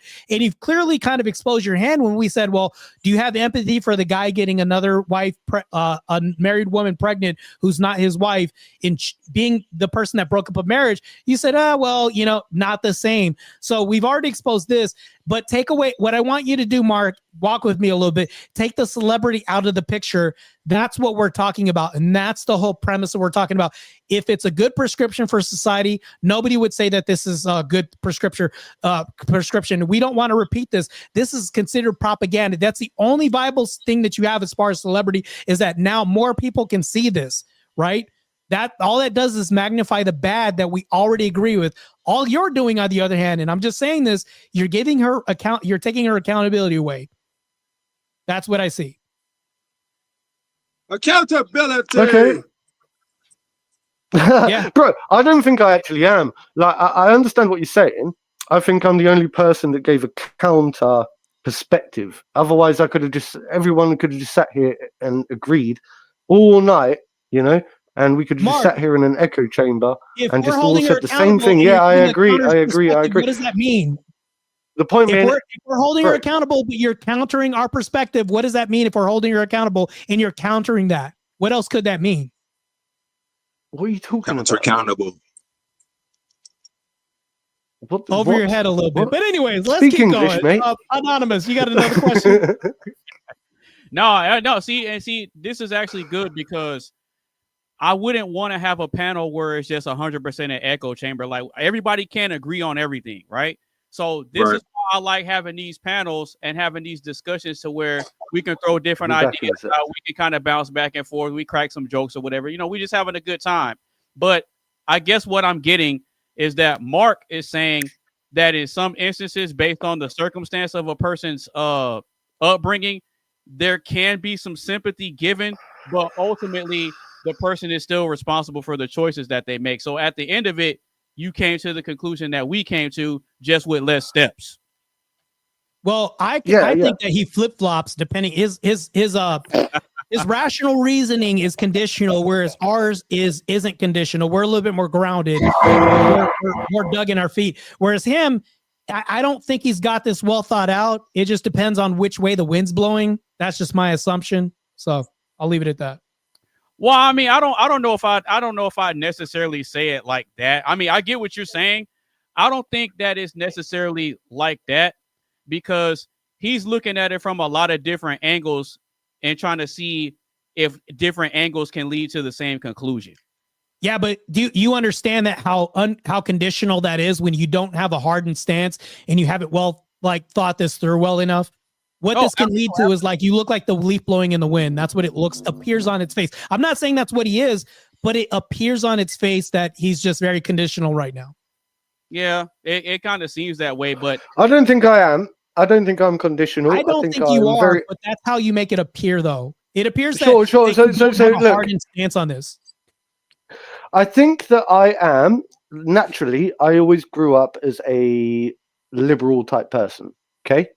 So growing up, I was always a very liberal type person. The trouble is, what's happened over the course of time. Oh, really? Is that yeah, absolutely? Because I live in a very liberal country, liberal social democratic country. So we're very like this here. But you have to understand what's happened is the liberal left have moved so far left that they've become repulsive and repugnant. You know, so nowadays I am deemed to be what they would call somebody who's a far right-wing extremist, but I'm not, you know? So really what's happened is the left have moved away from me. I haven't moved away from anything, you know? My stance is on when it comes to things like social justice, things like when it comes to liberal freedoms of expression, identity, and all that kind of stuff. I'm very old school, mate. I'm like still like living in the era of Martin Luther King, judging a person by the content of the character and all that kind of stuff. Well, to a degree, although Cardi B hasn't shown very good character, must admit. But you know, the point being is, I think that I'm here really not to disagree with you, but to push back on some of your, because I think you've got some very rigid stances. I think that you are very solidified in your belief system, right? And you're like, no matter what happens, I think you come across as being very far, I don't know, on the right, but at the same time you argue like a liberal. You argue like Destiny, which is odd to me. I might argue like Destiny, but you sound like this guy right here. You sound like I need tea and crumpets right now. That's what I mean by arguing like a liberal. You know about Mr. Rain, boy? Would you like some tea? Would you like some tea? That's what I mean. This is you right now. I mean by. So I think you are more lefty than you appear to be, because only a lefty turns around and does that. Only a lefty turns around and goes, "Oh, do you see that person there? I think you look like them. I think you look goofy, and I think you look like a pale hair. You see that person there that looks like you? That looks like you." Mark, that's called liberal leftyism. So Mark, you are a lefty. So you are a Destiny wannabe. You literally are, Mark, can I ask you a question? You're a Destiny wannabe. Can I talk, Mark? Do you think liberals are the only ones that do ad hominems? Is that only exclusive to liberals? No, but I think that the lefties tend to weaponize it and do it the best. Wait, what makes me a lefty? Only lefties don't do this. You've already debunked this. Let's move on. How else am I a liberal? What else do I do that's lefty? Righty, bro. But what else do I do that's leftyism? I think that you're a closet lefty.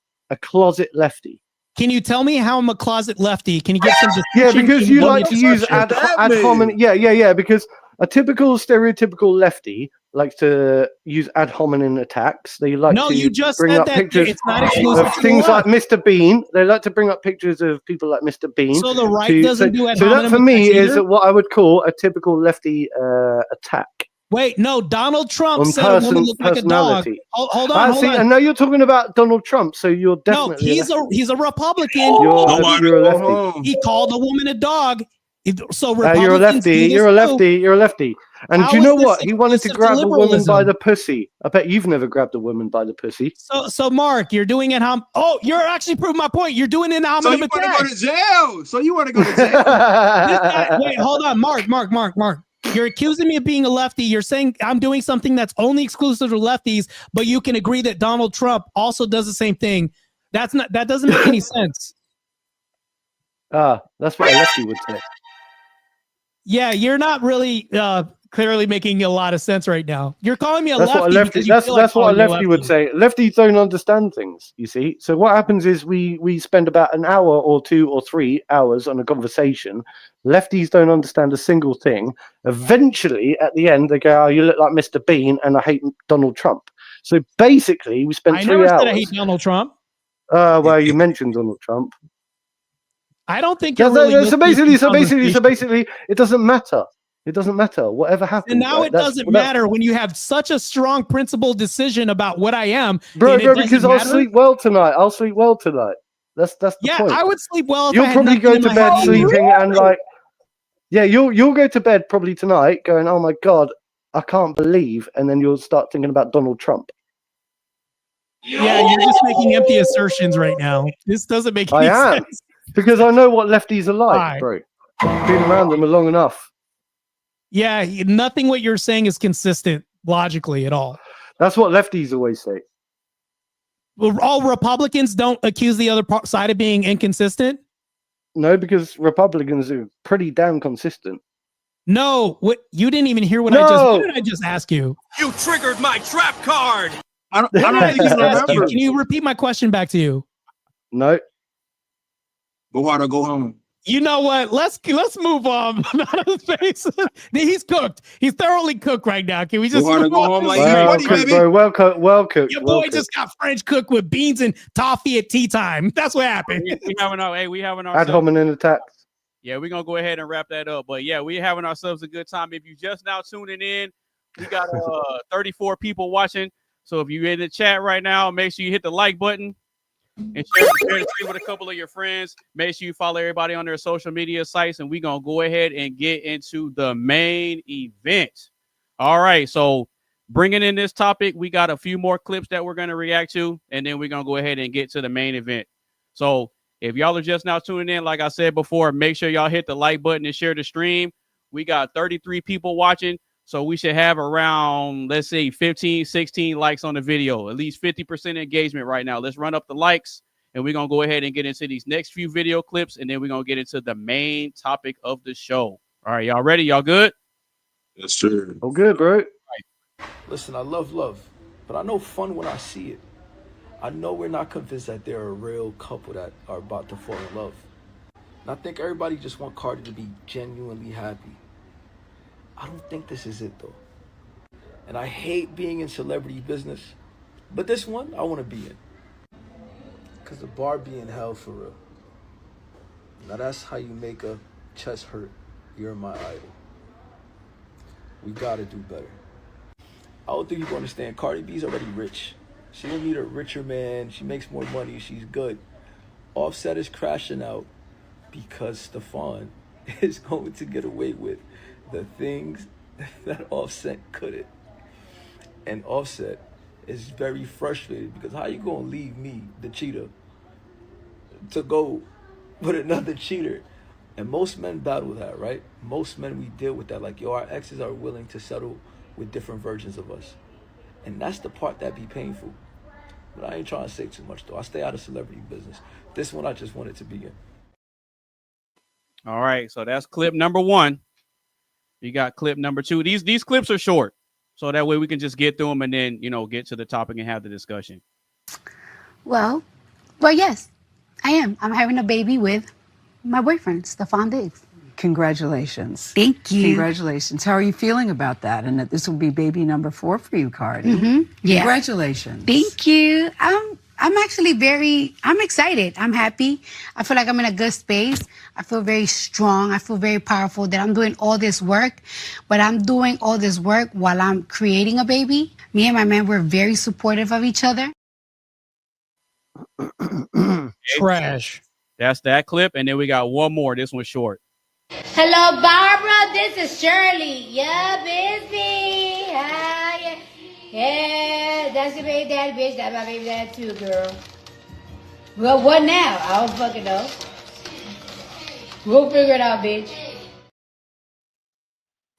Okay. So, clip number 1 is a man talking about how he doesn't really like being in celebrity business, but he's calling out the hypocrisy of Cardi B's movements. Then you have clip number 2, where Cardi B is talking about her excitement of having a baby by her boyfriend, and she's still married. Then you have clip number 3, where she's addressing rumors that he's also having kids with other women and how now she's sharing a baby daddy with somebody else. That she doesn't know what's going on, but they'll just figure it out. I don't know for disaster. Yeah, I don't understand why, Mark, you would give people sympathy when they're knowing full well that they're breaking up families. Mind you, the family, and we talk about, marriage, it represents the body of Christ when we're having men at the top. It's a patriarchal structure. Yeah, we all know this. But here's the thing, though. She's knowingly breaking up a marriage with kids, right? And this is why it's an L when she moves on to somebody who's also creating an extramarital affair. This is all bad. So not only is Offset bad for this, but Cardi B is bad. The reason why they're also mega bad about this, too, and why I don't have any feelings toward feeling bad for them like you do, Mark, because you've espoused this yourself, is because they're in the public eye. They're setting trends and they're creating propaganda because people in this interview, matter of fact, the woman says, congratulations for having an affair in your marriage and having a baby outside of wedlock. I don't feel sorry for either of these people. They're both jokers. All right, so real quick, I'm going to go ahead and bring in the last question. And this is the main event and the topic of the show. Cardi B and Stefon Diggs. Is this long-term love or short-term rebound romance? We're going to do this popcorn style. Anybody, y'all got any opinions? Y'all can go ahead and sound off at any time. I'll let them start because I know I can be, long-winded, but go ahead. So I'll ask the question again. Cardi B and Stefon Diggs. Is this long-term love or short-term rebound romance? What y'all got? It's going to be short-term rebound. Okay, go ahead and elaborate. I mean, I feel like it's just the obvious. Like, we pretty much got a motherfucker that got what? How many kids? 3. I'm about to have her 4th. What a motherfucker that's also breaking marriages and relationships. Like I said earlier, it's just a recipe for disaster. Like, you know, like I can't really think of a good example of that, but like I got an example. Okay, go ahead. Okay, here's my example. So let's go back to the footage of Charlemagne, right? Let's go back into memory lane right now. He was sitting down and he asked, so you'd like to get married again?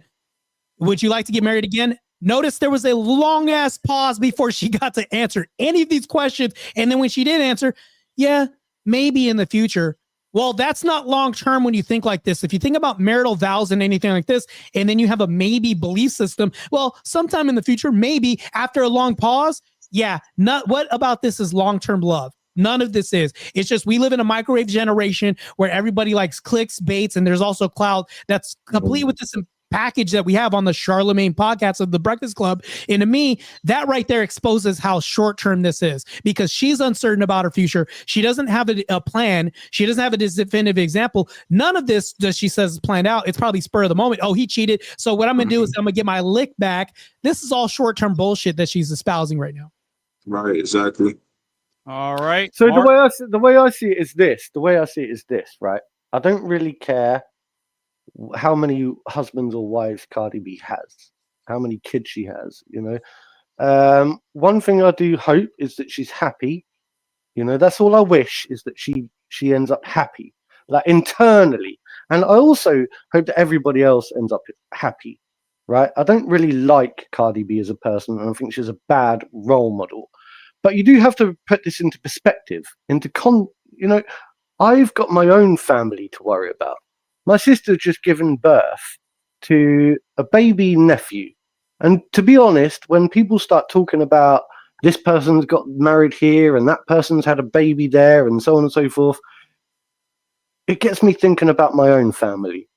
And I say, all I really want is the best for it's the best I can do is to learn from times like today, learn from those bad influences and say, do you know what? I'm going to protect my niece and my nephew from Nicki Minaj.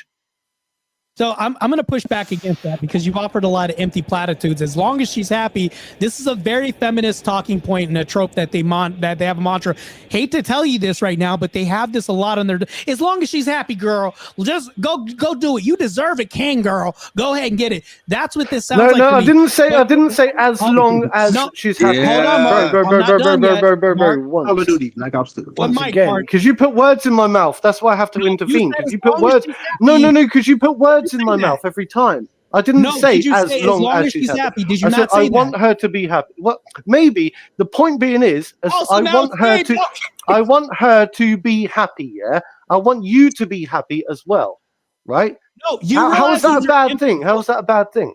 So hold on. The reason why it's bad is because these are empty platitudes when you say things like, well, I don't really much care for celebrity gossip, but the celebrity gossip makes me think about my own family. That's a contradiction as well, too, when you say I don't care about it, but it makes me think about this. You care to a certain degree because it makes you think about what you want for society. If we're looking at this as a prescriptive measure and we're saying that's not what we want for American society and I don't care, this really doesn't make any sense because you have to care. Because here's the thing. You're on a panel right now literally discussing this. This contradicts the point that you do care enough to be on a panel discussing the topic of Cardi B and Stefon Diggs.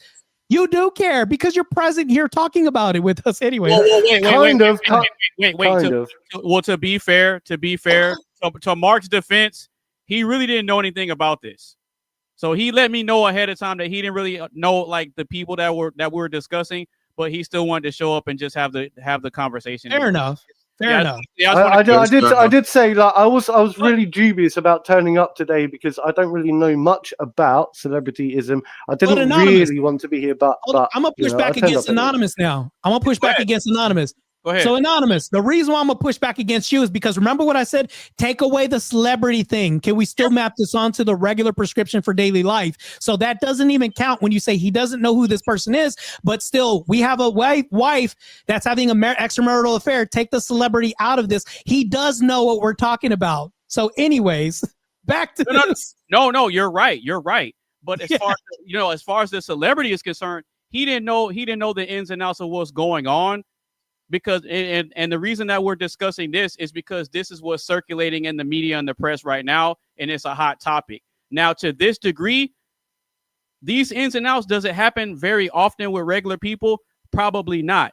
But the reason that I wanted to bring this discussion up is because this is what's going on right now, and I wanted to give somebody that probably didn't know these people a chance to weigh in and speak, just to, you know, give some additional context based on what he thinks and how he feels. But Anonymous, this does happen a lot. Women are initiating 79% of the divorces, and a lot of this is because I'm just not happy. They're literally espousing the same rhetoric of saying, well, she's not happy, whatever, this and that. And then Mark just said the same thing. He said, as long as she's happy.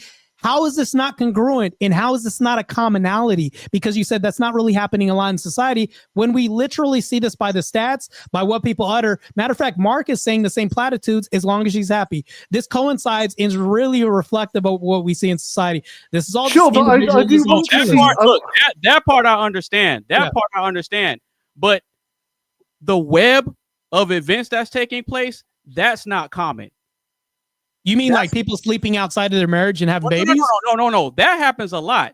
But what I'm talking about is a situation where you have a woman who's has a worldwide fame. She has money. She has success. She has a good team of lawyers. She has smart people around her that can advise her to make better decisions. But for some reason, given the position and the status she has, she's still not making logical and sound decisions. That the people that are down here, the regular average Joes, we're looking at a person in her situation is saying, well, you have all this to your advantage and you're still messing up.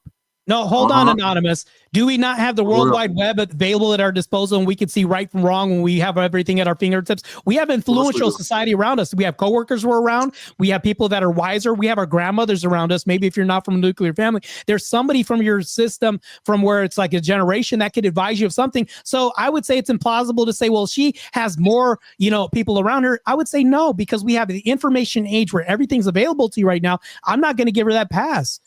I mean, she knows full and well what she's getting into, like the Garden of Eden. Yeah, don't bite from this tree, bit from the tree. This is a repetitive thing that we see in modern culture now. So, but see, with the Adam and Eve example, you're talking about a woman who was given instruction and that she chose to go against it.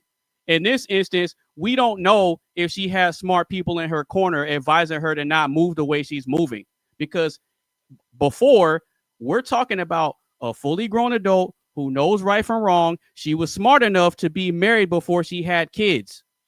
But then when it's time for her to move on and appease her ego, look at what she's doing. This is what we're talking about.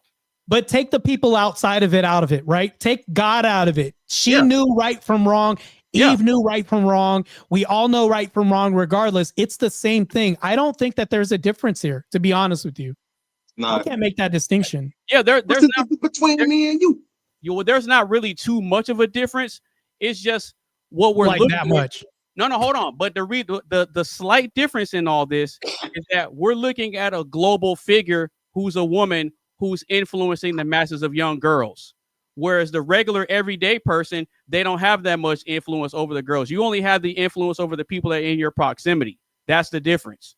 You're looking at a person who has global influence versus the regular everyday person who only has a limited amount of influence. That's what the comparison is. Yeah, but you realize you're creating a binary, right? A false dichotomy, because you're saying, well, no, it's her influence and this is her celebrity. But in the same breath, you're like, no, you agree with me. You said, well, what if she wasn't a celebrity? This would still be bad. My argument is it's bad regardless if you're a celebrity or not. You're basically saying, well, no, the difference is because she's a celebrity. All I'm saying is that she's bad no matter what the influence around her is. We can have good influence or bad influence. Yeah, you're right. Bad because we know right from wrong, regardless if you're a celebrity or not. You're just throwing in the celebrity thing, which is a whole different thing. But the reason that I'm throwing the celebrity in is because there's a lot of power, reach, and influence that comes with it that regular everyday people don't have. So with that being said, we can have influence over a small group, or you can have influence over a larger group. The reason we're talking about this is because we're holding a person's feet to the fire that has way more power, way more resources, and way more influence than we do. That's why it's magnified the way it is. I'll give you that, but that you realize that's a separate argument. You know, it's like how to what degree of influence is different from what I'm saying is like it's bad no matter if it's the regular person or celebrity. That's what I'm saying. But I understand what you're saying is the magnitude. I get that. I'm just looking at the magnitude of it. Yeah, that I agree. I'll concede that. Yeah, it's the magnitude. I'm just saying I'm not giving her any sympathy or feeling bad for her because of the people that influence around us. I'm saying that no matter who we have around us, you're still accountable and you know right from wrong no matter what, because she's a celebrity and she has more people around us. No, there's not much of a distinction between the regular layman who has the worldwide internet at their fingertips, YouTube videos of how to get married and stuff. We can literally research how to build a truck off of just watching YouTube to some degree, when really there's information about how to have a proper marriage on YouTube. So you have influence just the same as your celebrity or not. No, you're absolutely no, you're absolutely right about that. I agree with you, Anonymous. I agree. You're absolutely right. But here's where a little bit of difference comes into it. When you're talking about celebrities versus regular people, a lot of these celebrities, they tend to have been in the position that they've been in so long to where they think they have a God complex at some point. A lot of these people, they get so used to having people bend to their will and giving them whatever they want and having yes people around them, that when sound logic and doctrine comes into it, they're more likely to reject it because they think that since they've been in the position that they've been in so long and they have all the power and influence that they know what's best. But hold on. I got something for you real quick. Just think about the modern influence right now of how American women are conditioned right now because they overwhelmingly win in court. Would that not give women a God complex if I know that I can take my man to court and take half his shit and then move on? Women are outwardly doing this because they're weaponizing this. I think it's Kansas. I'm about to do a content video on this where they've literally overturned the rights and made it 50-50. Divorces have basically plummeted through the basement now because men are literally winning in this town, which proves that this conditioning, because women do have a God complex, to saying, well, I'll get married. Well, the reason why men don't get married is because women do have a God complex. When they go, they can basically be favored in court when it comes to custody, winning cases and everything like that. So I think the God complex is almost damn near universal, celebrity or not, because when it comes down to the judicial system, women are overwhelmingly winning by and large. As a matter of fact, if I was to gamble, I'd probably say I'm going to take an L in court just like anybody else would. That's a man. Yeah, that's probably and that would probably be the case because men win very, very rarely. It happens, but they still do win on a micro scale as opposed to women winning on a macro scale. So I do agree with you on that. I do agree with you on that. The issue with all this is that us regular guys, we're seeing all the nonsense play out with guys getting screwed over in court and getting their kids stripped away. It just makes it that much worse when we see the famous people that have all the resources doing the exact same thing. That's what kind of makes it worse. I think it makes it, I think we can say it's worse. I think that's subjective, but all we're seeing is like, we're saying, oh, a reaffirmation of this. So all I think is, I don't think it's really making it worse. We're just seeing it magnified more and exposed more by saying, hey, that reaffirms what I'm already seeing. That's what I would say. It's just a reaffirmation of what we're already seeing on the celebrity level. That's it. Exactly. And see, to the points that we were going back and forth about earlier about us not giving her really any grace. The reason that, I'll give you an example of why we can't give Cardi B grace, despite her resources and her platform and her celebrity status. She's a human being at the end of the day, like me and Marte were saying. Even though she's a celebrity, she's still a person at the end of the day. She still knows right from wrong. But the difference is when Beyonce got caught up in her scandal, she handled it differently and she moved differently. She didn't just up and leave and move out of emotions. But with a Cardi B, she's doing like these regular, typical women do. They're moving out of emotions. They're thinking that their feelings matter more than their family. And then you're just creating more of a trickle effect.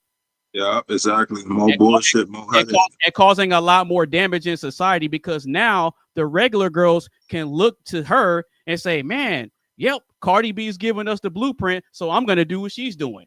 And look at, that's why they say hoes is winning and all this other type of stuff. They're following the people that are magnifying the degeneracy. It's one thing to be a degenerate in your small town or your local neighborhood, but it's different when the person that you listen to on a regular basis and the person that you see in the videos is doing the exact same thing. So it's like you said earlier, it's reaffirming some of these ideas that they already had put in their head. It's just they're using her and other influencers to put batteries in their back to get people to act out on their own. So when they get bad results, they can't turn around and say, well, Cardi B's doing it. No, you got to be held accountable for ruining your own life just like Cardi B does. So it's just a perpetual cycle. I'll give you one thing, though. We say this in society, and I'm going to expose this a little bit more because it's a lot of things that people don't really think about that we say in modern day culture. We'll say, like, let's say Mark says, well, no, that's becoming more normative. Why is that such a big thing that we're saying? Because it's not normal. The reason why we have to say, well, it's becoming normative is because it's not normal. This is becoming the common mainstay of American society, where we're basically normalizing things by saying, oh, it's becoming normative, when really the wool's being pulled over our eyes and we're seeing this. So the reaffirmation that you're talking about in Anonymous Based is when we see people get married and then they have these extramarital affairs that happen. It's literally becoming normative now, so where in the future we're going to see a different society now than we see ever, because now it's like, oh, not only there's like new terms that they're having in dating right now. I forgot what it's called. We're taking a break right now. People can say things like this. When back in the day, in our grandparents, when they used to date, they used to make terms like going steady. Have you heard anybody say I'm going steady right now? Steady means that things are being held together. There's structure and there's consistency with that.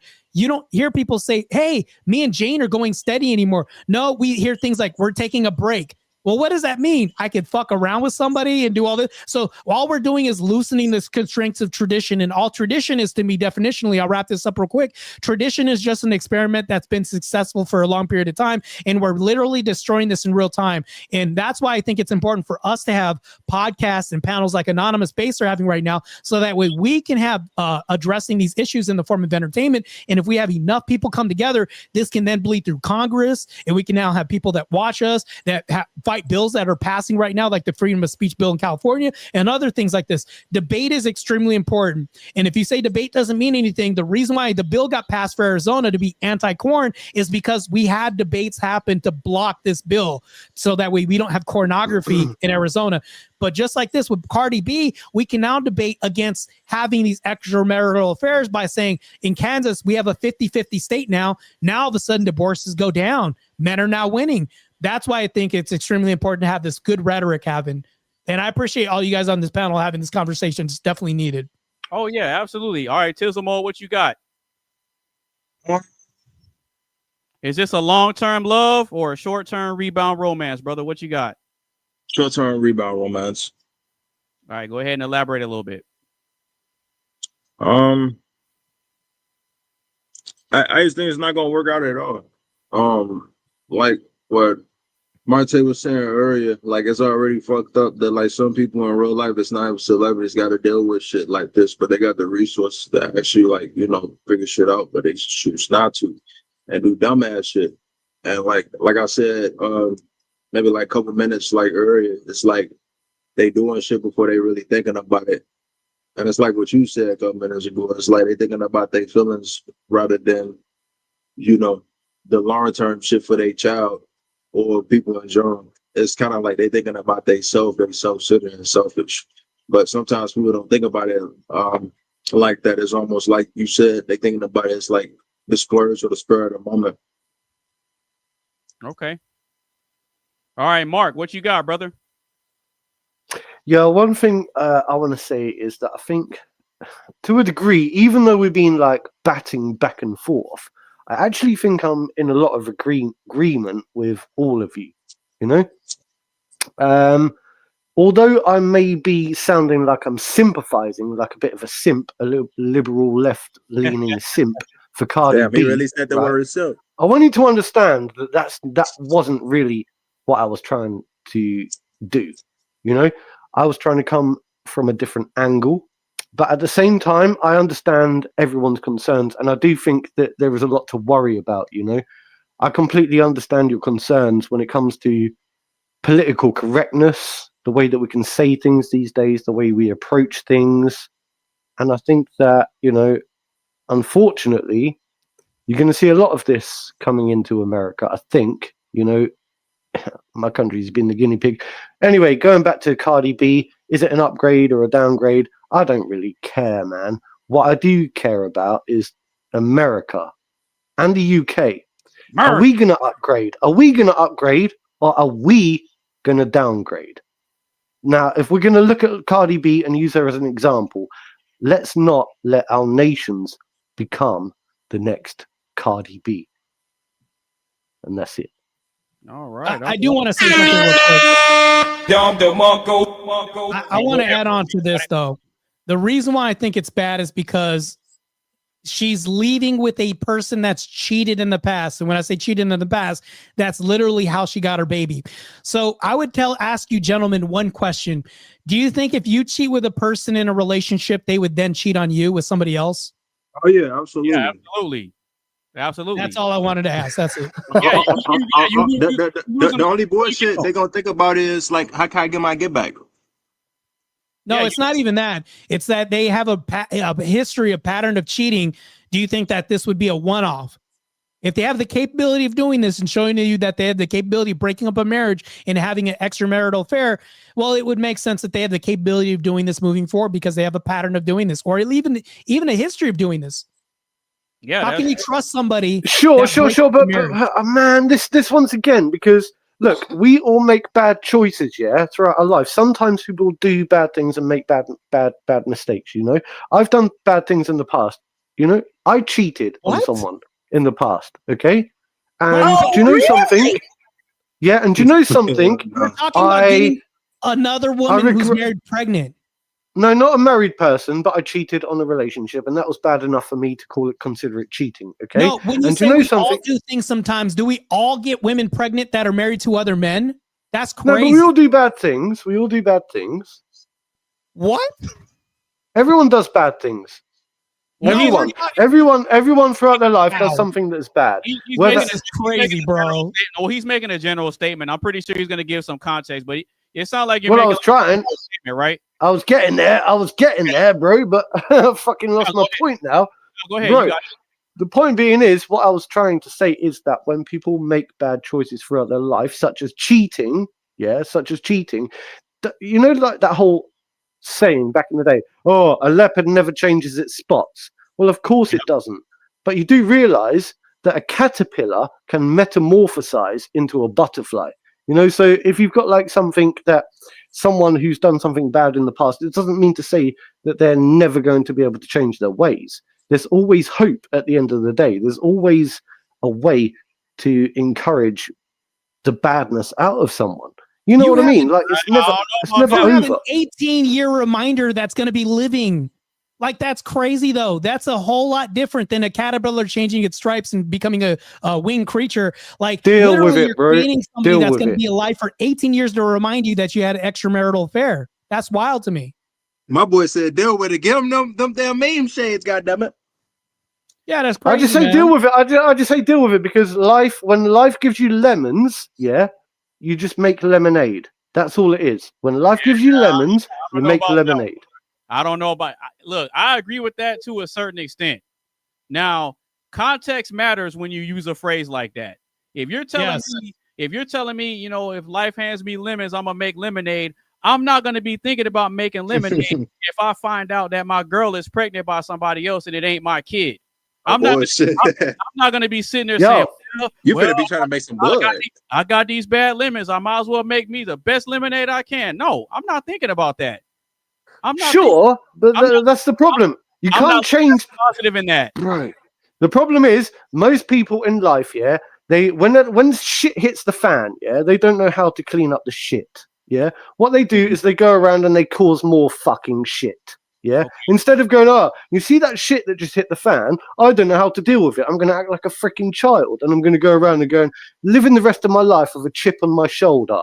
Yeah, a chip on my shoulder, and I can't deal with it. I can't grow up. I can't become a man. I can't get over it. I'm just going to go, Instead of making lemonade, I'm going to suck on those sour lemons for the rest of my life and go, You know what I mean? Deal with it, bro. Life hands people shit on a plate, right? And it serves it up, and it's how you deal with it that matters. So, bro, no one's life is perfect. If that happens to me, do you know what I'm going to do? I'm going to be angry. Right, but do you know something? I'm going to deal with that anger. I'm going to channel that anger, and I'm going to make sure that anger is used purposefully, and I'm going to twist it and make it loving and meaningful. And I will also always love my children no matter what happens, Well, no matter Mark, where they came from. you're actually being consistent right now. I don't believe hold on. Can I say something real quick? Mark's at least being consistent right now because remember, he said, I'm still going to love, even though I'm mad. This is consistent with what he said with if somebody impregnates his wife, he's going to beat him up, but then they're going to be best friends afterwards. Hey, thank you for being consistent about that, at least. That's crazy, though. Yeah, I don't know about that one, man. That's crazy. Bro, That's bro, said, I don't know, big dog. I don't know about that one because this is my thing. This is my thing. I believe in forgiveness, right? Within reason, right? I'm a Christian man. I'm a Bible believing man. But at the same time, I do understand that I'm expected to practice wisdom too, right? There's nothing wise about me getting over or trying to reconcile my wife cheating on me and getting pregnant by another man's baby, and then they're going to look to me and try to hold me accountable and say, you need to raise the kid. No, I don't. Right, that shit did. Fuck. No, I don't. Because there's nothing wise about doing that. Now, I could forgive her and all this other type of stuff, and we can, we can have a conversation and we can figure out the best course of action. But in that moment and moving forward, we got to part ways. We got to part ways because what you're showing me is that you're not trustworthy and you're disloyal, and that you don't care about my name, the value that I bring, and you don't care about cementing a legacy that we're supposed to be working to build together. You compromise that, so you got to go now. There is no, I'm going to be empathetic. Bro, but mate. But there's a massive difference, isn't there? So, for example, I haven't seen my dad in over 25 years, right? Do you know what? I think he's a fucking prick, right? If I saw my dad, I would beat him up. But guess what? I still love him. Isn't that weird, yeah? I love my dad, but I want to punch him in the face, right? How is that? How can that be the case? Does that mean I hate my dad? No, of course I don't hate my dad, right? I love my dad, right? I always will do, always have done, but I've got a lot of resentment, I've got a lot of anger, and I've got a lot of frustration towards certain behaviors and actions that people take in life, yeah? I think they're wig outs, I think they're pussies, I think they are like weak, I think they abandon people, that they can't hold it down, they don't know what's right from wrong, I think they're stupid, but at the same time, I love them. I don't know how or why, but I just wish the best. I want them to do better. I want them to be better. I want everyone to do better and be better. I love everyone. Bro, it's a weird thing. I don't know how to get that across. I just want to ask you a quick question, just to test your logic right now. Think about somebody that you really don't respect. Really don't hate and don't respect. Well, not hate, but you really don't respect this person. Do you love that person? Yes. That's crazy. I love everyone. Anybody else that would have that dichotomy? Because here's the reason why I asked that is because the reason why it's a bad example is because I don't respect my father, but I love him because he's family. I don't respect anybody out here. I don't love them at the same time. So you can't love somebody and have respect in the same space. You're a very weird case. I'll tell you this right now, because if I ask everybody, like AnonymousBased, is there anybody out there that you really don't respect but you love? Well, I don't hate anyone, and there's lots of people I disrespect, and I love everyone. But hold on, I'm asking AnonymousBased a question just to see if it's congruent. Anonymous, if there, besides your family, is there anybody that you really don't respect but you love? No. What about you, Tizzle? I can't name one person. Absolutely not. Me neither. One person. So, Mark, that's a very weird premise that you're espousing right now, because we can love somebody as a family member and not respect them. I can't think of one person outside of family that I don't respect, but I still love. That's very weird, but I will leave it at that. Fair enough. Well, I'm a very odd person then. You indeed are. But well, you want? Hey, well, Mark, did you want to give some additional context, or like maybe we're not understanding your point, or like what's up? Well, perhaps. I mean, I don't think I think love is something that it took me a long time to get this. I used to be very full of hate when I was younger. Full of hate. I was the most hateful person you could possibly ever imagine, and I hated everyone and everything. You know, I hated myself to the point where I became self-destructive. I became suicidal. I couldn't see the point of living. I became nihilistic. I didn't care. I had no respect for anything or anyone until something happened. Something major happened in my life. I almost died, and all of a sudden things switched, and I said, how can I hate anything anymore? I've got to the stage now where I couldn't even bring myself to step on a worm on the floor. I find compassion and love in everything. Something happened. You could call it mental craziness, whatever you want to call it. I don't think it's that. I think what happened is I grew up.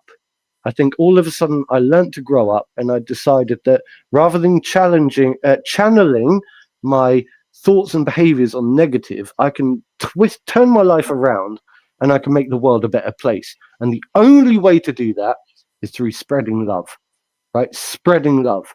And even the most ugliest things that you hate in the world, right, that make you feel bad, and you go, blah, blah, blah, blah, blah. I'm just like, shut up, mate. Calm down. Mark, take a chill pill, smoke a fucking doobie, and spread some love. Go and have a wank or something. I'll ask you one last question because I'm very curious. AnonymousBased probably knows where I'm going with this because I have to dive further. There's no way if or answer about this, there's no way I can avoid this. I have to ask this question. Final question. This isn't Jeopardy, but I need you to ask this and not dance around this. I need a real honest answer. I trust that you can give me this.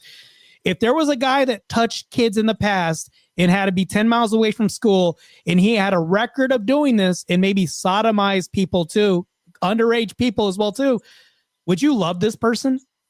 That's a very deep question. I thought you might get to this.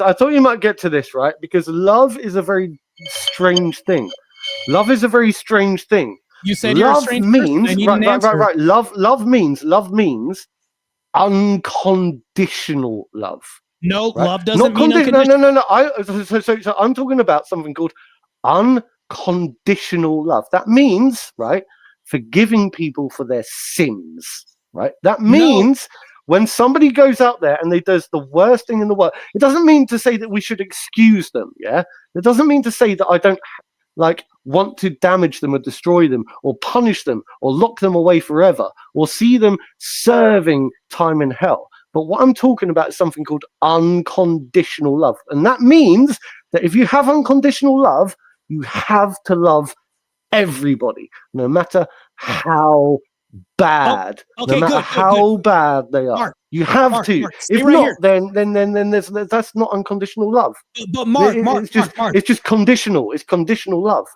But Mark, you're now making a distinction between different forms of love. There's probably 7 different forms of love. I never went into this distinction. You're now loading the question, but I need you to answer the question because you're still dancing around. I actually asked you not to dance around this. So even by your standard of unconditional love, Mark, I need you to answer this question. Would you have unconditional love for your neighbor who touched kids, who's a PD file next door to you? Would you have unconditional love to him? I have unconditional love for every single person in the world, no matter what bad they do in the world, no matter what injustice your neighbor, they do. Mark. Right? Your neighbor that touches kids. Doesn't mean to say I'm not going to break his nose. No, well, that's conditional. If you're going to break his nose, how's that? No. Because look, I still get human emotions. Yeah, human emotions, right? But we have to learn. That's very conditional. If you have emotions, it's not, bro. There's no condition to my love. Well, hold on. Emotions are very conditional. They change up and down one moment to the next.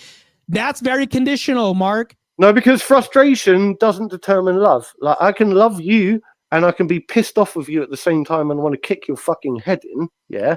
And I can beat the fuck out of you, yeah? Right? Because you deserve it, but I'll do it in an empathetic way and go, do you know why? Do you know what the love comes from? The love comes from I did it for the right reasons, for the right times, for the right people, because I'm defending humanity, because I love humanity. So I'll beat you up. Mark. That's like me saying I'm gonna pistol whip a motherfucker, and I'm saying I did it out of love. Hold on. Yes. Hold on real quick. Good. One last Good. question. Perhaps they deserved it. Are you going to love your neighbor unconditionally that touches minors and grapes minors? I don't know my fucking neighbor. I don't know him. He doesn't rape minors, and that's a stupid question. It's a stupid question. You're asking a stupid question. Are you going to love him unconditionally? I love every human being on the world unconditionally. No, your neighbor. Yes. I'm not talking about every person. Can you? I don't have a pedo neighbor, so it doesn't matter. You're asking no, in this question. hypothetical, you have a pedo. Yeah, I don't answer hypotheticals. Yes or no question, man. You don't. You won't. You're on a panel, but you won't engage with the questions. That's no, because crazy. it's a stupid hypothetical question. Like, no, it's what not about stupid. you? It exposes your logic, Mark, right now. If you have No, a it doesn't. PD I told neighbor, you straight up. I told you straight up that I love every single human being on the planet unconditionally. It's quite simple. If you had a neighbor, Mark, and you knew this guy very well, you knew him enough that he touches kids and he has a record, would you love him unconditionally? Right. Do you agree with the death penalty? Are you going to answer a question, Mark? Can you answer the question? The question, the answer to the Mark.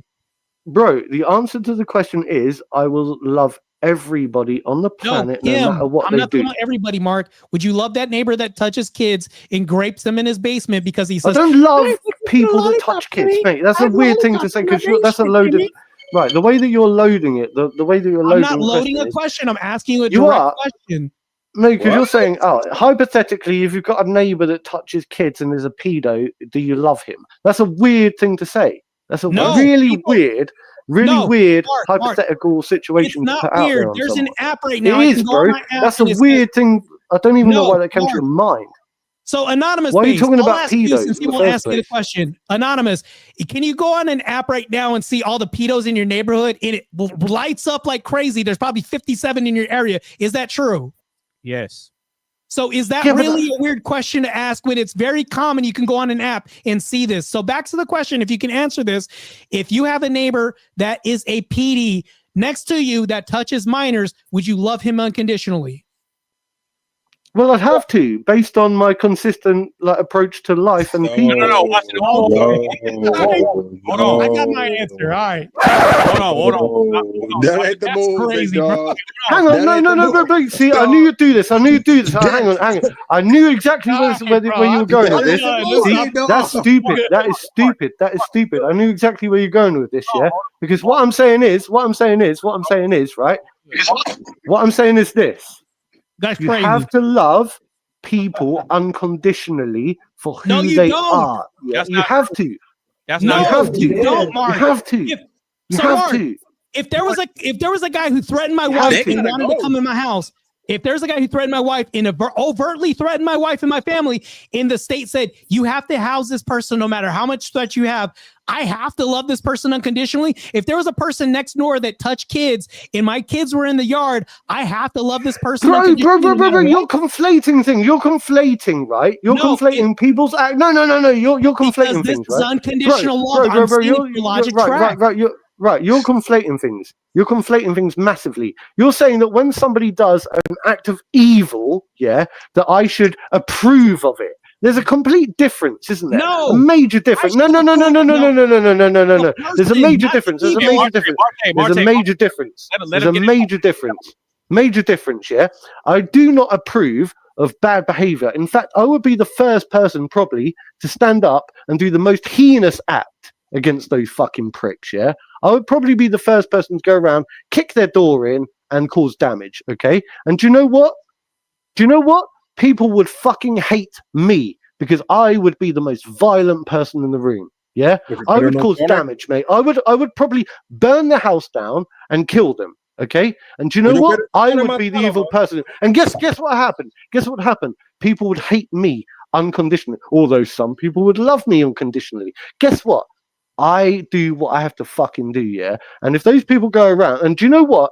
These people wouldn't be going around pedophiling next door in the first place because I will make sure it doesn't fucking happen, bro.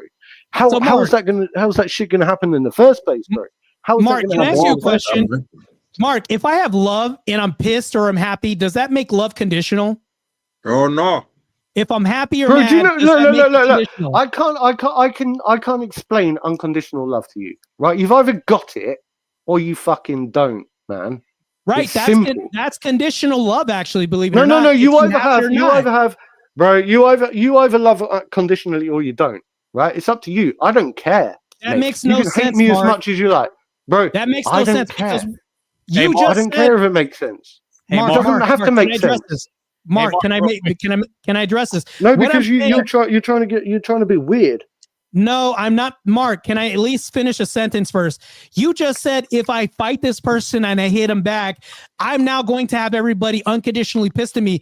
Well, how are they pissed if they were unconditional about something? Didn't they get pissed because of my anger and because their newfound anger? That's a condition. They just switched to something. That means it's conditional to emotion. That literally logically doesn't make sense. If I can emotionally switch my love, that makes it conditional. How old are you, bro?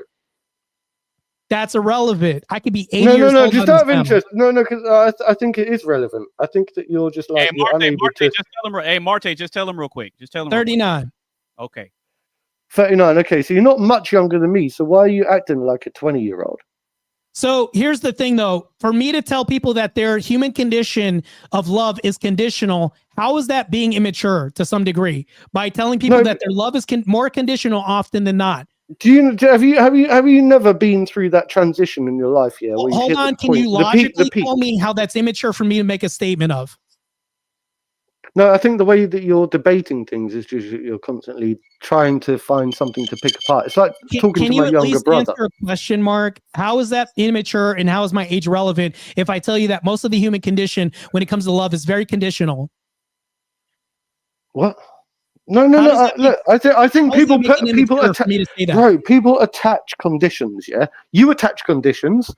Everyone else attaches conditions. I don't. We all do. Yes. Well, to a degree. Look, bro.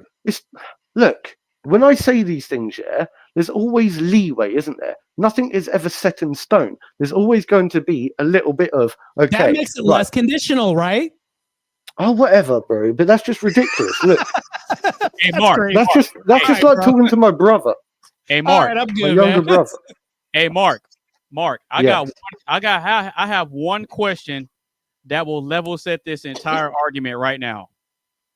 Yeah.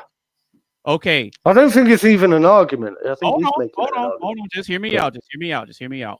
So, do you believe in the concept of unconditional love? Yes. Okay.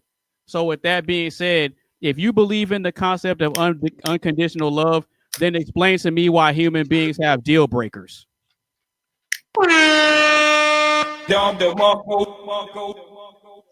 Well, my understanding of unconditional love is slightly different. Yeah. So I look at it. Imagine you could bring yourself away from the planet. Yeah. Imagine you could pick yourself up, right, and pull yourself away from the planet like you're an alien looking down on the planet. Yeah. And you look down at the world and you say, oh, you see those people, those people do bad things. You see, like, you know, oh, that person does bad, that person does bad, that person does rah, rah, rah, rah. And you crunch all the numbers and you work it out and you go, well, ultimately, all of the bad stuff and the good stuff, it all works together. It's unconditional. It is what it is. And everything's beautiful just for the way it is. It's just beautiful. But you're not answering my question, though. If unconditional love is a real thing and that you believe in, then explain to me how we all have deal breakers. What do you mean, deal breakers? Every human being has a deal breaker. We have deal breakers, meaning things that we won't tolerate from a family member, from a friend, from a relationship. We have things that we won't tolerate at our job. Everyone. Yeah, but that doesn't constitute hatred. Hold on. I didn't say that. If you're saying that unconditional love is a thing, then how is it that human beings have a breaking point and deal breakers? Everybody has because it's called materialism, right? So everyone has like a material. No. I'm talking about dealing with human beings. Yeah. Now but people have a. Now the people have. Hold on, wait. The reasons for the deal breakers are an infinite number, but it's the fact that we have deal breakers to begin with. A deal breaker could be anything, but we all have them. So the fact that a human being has a deal breaker that we would use to sever a relationship means that unconditional love can't be real. It can't be. Well, because people are silly because they're socially constructed, right? So look at different countries in the world, yeah? Look at, for example, I don't know, India or any other country, right, that's got a different caste system. You know, they won't marry into this particular thing because that's a deal breaker for them. Oh, because they don't have they have conditional love, yeah? Do you know why? Do you know what? Really? Yeah, they have conditional. They have conditions based on who they will and who they will not marry, yeah? Right? So you can talk about why do people have conditions based on their love. I think because people are very close-minded, people aren't open-minded enough in society, yeah? They're very stupid, right?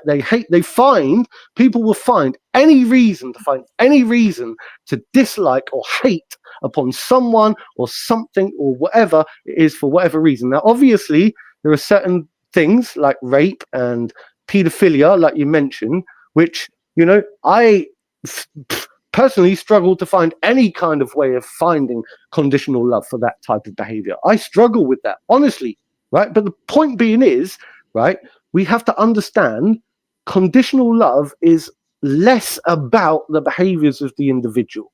It's more about understanding why we love human beings as a whole. Like, we're all the same. Like, if you can understand that we all bleed the same blood and that we are all one family, right, we'll start to love each other properly, unconditionally. We're all one family, and I love my family unconditionally, and that's what it comes down to. Even if you do bad things, bro, How long are you going to monologue, Mark?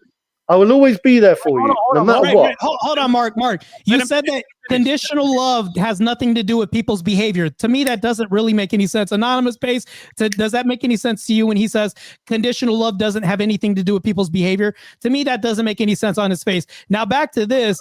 You literally just contradicted yourself like 3 different times. Unconditional love has nothing to do with Hold on, Mark. I allowed you to speak. I allowed you. Give me at least 1 minute to talk. Do I have 60 seconds? Thank you. Yeah, go ahead. So back to this. Let's say we take the people touching minors out or in grape and all this other stuff. Let's say that a guy's a thief and he steals sandwiches from me. I don't love this guy because I'm starving every lunch because I put my name on my sandwich every time in the cafeteria, in the break room, and then I double put it in there and I set traps and he still eats my sandwiches. Right now, is that a construct for me not to like this guy anymore or love this guy anymore? Is that just a construct that's socially given to me outside of the spectrum of him thieving my sandwiches? I had his ass that one thing the shorty did putting the fella in that my shit. Sandwiches. Fuck your sandwiches, bro. I'll buy you another fucking sandwich, man. I'll make you another sandwich and I'll invite you out for lunch and I'll buy you a cup of tea.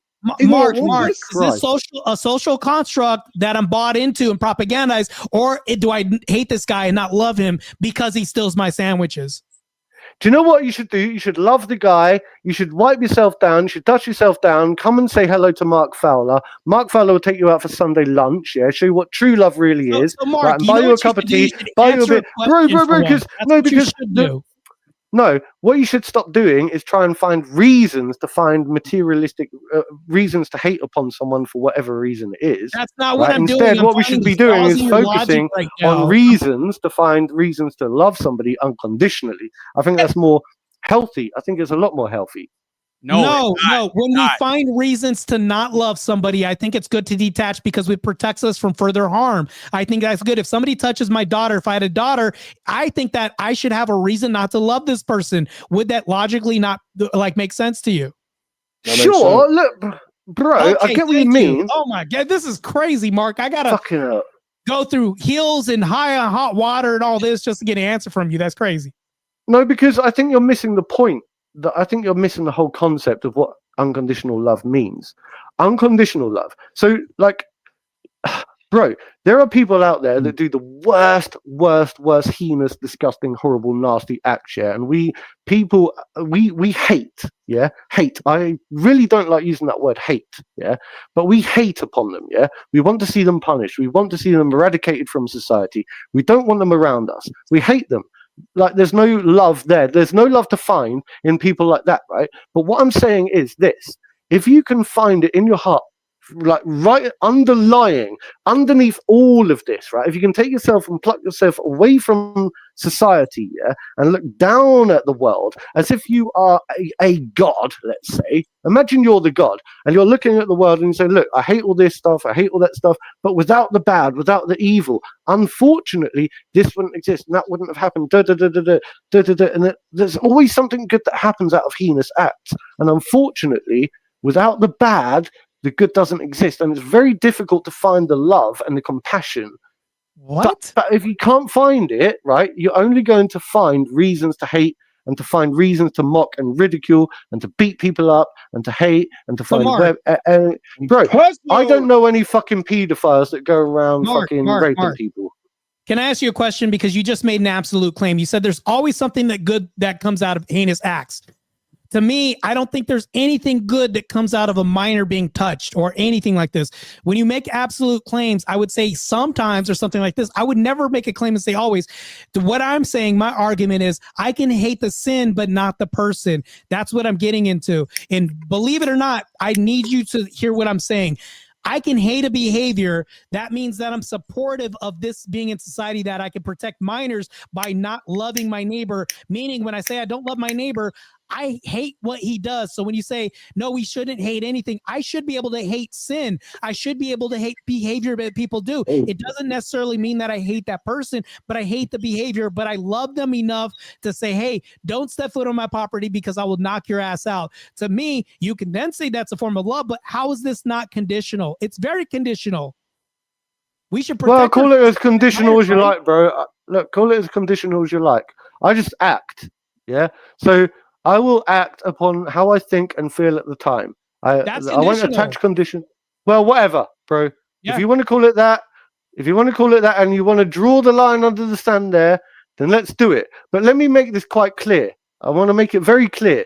If I find out that I have a fucking neighbor or anyone, or if I know anyone who's doing stuff like that, I will absolutely make it my number one priority to put them in their freaking place. Okay. So that's now you can call that hate. No, bro. No. It's not. There's no conditioning because I will love them at the same time. How is that after not conditional if you're going to put them in their place? I love dead people. Okay. I love dead people. Unconditional means I'm not going to I love dead people. Okay. Okay, Mark. Hold on, Mark. Let me ask you a question. I love dead people. No. I get it. You know, we have. No, he doesn't get it because he's a liberal lefty. He's a destiny. Hold on. Just hear me out. So, the reason that I don't think that unconditional love exists is it's not real. No matter how much we think it is or how much we want it to be, it's not a real concept, right? Because in order for there to be unconditional love, that would mean that there would have to be a utopian society that would exist under that framework, and there's not. Since human beings are imperfect, there's no way. I love the imperfection. Hold on, wait a minute. Since human beings are flawed and we're all sinners and we all fall short of the grace of God, not to make this a religious or Christian conversation, that alone means that unconditional love does not exist. Now I could take that and juxtapose that and switch that out with another word. You don't love unconditionally, just like we don't trust unconditionally. We don't follow unconditionally. You see what I'm saying? See how that all ties together? Even animals, your dog, all they know is love. But at some point, if you abuse your dog enough, your dog is not going to love you or trust you anymore. It's the same thing in relationships. If you're beating your wife every day, she might love you and hope that you change. I'm going to stick it out. I know my husband is going to change. I know he's beating on me every day and he's putting hands on me. He's doing all this and that. At some point, you think a woman is really going to stay and you're beating her every day for the sake of unconditional love? It's not true. No. It's not true, bro. Because so you know this. Wait. The whole Chuck. Hold on, Charlie Kirk thing. I know. Yeah. Well, hear me out. You say you don't have kids, which is understandable. Sure. Now, you're saying that you have this unconditional love for all people, but I guarantee you, if you had a kid that was under the age of 15 and Marte posed that question to you about having a neighbor that does whatever, would you still love him unconditionally? Your answer would not be the same. Probably not. You got to bear in mind, right? So now we're getting somewhere. Now we're getting somewhere because. But look, I'm trying to get to this point. Hold on, I got you. Charlie Kirk, who's just murdered. Yeah. Hold on, just let me land it real quick. Go on. What I'm saying is, it doesn't matter how much growth and maturity a person goes through. If age is supposed to bring us more wisdom and more discernment, that means you're going to have more barriers to entry. You're going to have more requirements and qualifications that other people have to go through in order to be granted access into what you have. Why? Because we don't love unconditionally and we don't trust unconditionally. So there's no way that you can refute that and say that human beings trust unconditionally, because trust is a component of love. You can't. Yeah, but I'm not. Wait. You can't trust somebody that you don't love, and you can't love somebody that you don't trust. So if you can't love unconditionally, that means you can't trust unconditionally, and if you can't, and vice versa. You can't do things independently of each other. You just can't. I don't trust anyone. You can't love people unconditionally, but then not trust people. They have to. They have to go They have to go hand in hand with each other. You can't do them independently of each other. You just can't. But that makes no sense because I don't trust anyone. Oh, so then you can't love unconditionally. No, I love everyone, but I don't trust anyone. I love everyone, but I don't trust them. That doesn't make logical sense, though. You just double down on your statement. You see what I'm saying? Bro, what the hell are you talking about? That's crazy, bro. Sir, you can't though. Yes, you can. But how can you love people unconditionally but then not trust them at the same time? Because how? Imagine this, right? Okay, imagine this. Go ahead. You imagine got it. this. Right. Because you're gonna say something about Charlie Kirk, right? Go ahead. You got it. Go ahead. So I was gonna say, like, Charlie Kirk, he was murdered, right? In cold blood, right? And his wife found it within her heart and her soul to forgive the guy that killed her husband, right? Yeah. How would she have been able to find it within her soul to forgive him if she didn't love humanity and love people, even though he committed the most heinous act upon her own husband? It's because of the love that she holds within, right? To forgive and forget people for the fact that they do bad, heinous crimes throughout their. She doesn't trust him. She doesn't trust anyone, but she still loves humanity. She loves people. Would she house the guy in her house if they released him early? No, but it doesn't mean she say she doesn't love him. Wait, hold on. How would she not house him? I thought she loved this guy. You don't have to house someone to love someone. Oh, wait. Now you're saying the opposite. I love you, bro, but I don't trust you at all. Love somebody that you don't trust now? Yeah, I love you, bro, but I don't trust you. Yeah, you already failed the logic test already. That's kind of like saying I fuck with you, but you my op still. Yeah, no, it's not, because I don't think you're in opposition to me at all whatsoever. I love you. 100%. No, he's saying a hypothetical. He's saying it's like I don't know you. Give you an example. Yeah, pretty much. That's how I'm saying it. He's not saying what he's talking about what ought be and what could be. So what she's talking about is a system of saying I can forgive my enemy, but I don't love my enemy, right? It doesn't mean that I love this person and I would house this person. I don't trust this person. She doesn't love or trust the person. She hates the sin and hates the act, but she would forgive him because she wants to be a forgiving person. That's different. Right. I don't think hatred is taught. I don't think hatred should be. Hatred is taught. What are you talking about? I don't think hatred should be pushed necessarily. No, hatred should be pushed. Do you think that me hating people that touch minors should be pushed? Absolutely. Well, Yeah, but is that hate or is that love? Because I think we were doing That's it from hate. from What are a you talking- no, hate the bro. action. It's this coming from a point of love because you're trying to protect the children, right? So what you're doing is you're coming from a point of love. Why would you hate on someone if you didn't have love in your heart in the first place? It makes no sense. So the point is that if you're bro, I ain't gonna lie, I'm kind of puzzled. if you're hating on someone, if you're hating on someone, right, for doing a heinous crime, right? Yeah, I hate Why this do you person because hate? he puts five Why kids do you in my hate them? neighborhood Because with- they've done and something sodomize them with a bad broom. to upset you, to hurt you, to cause damage, to cause harm. Two kids, yes, minors. Yes, I yeah, hate that person trauma. because he did this. Yes. Yeah, sure, I understand that, right? And I understand absolutely why you would want to punish them, kick their heads in, send them to prison. You know, how far would you go? Would you give them the death penalty, for example? You know, would you give That them the would be death a deterrent penalty? for other people not to repeat the same thing. Right. But the problem is, it goes.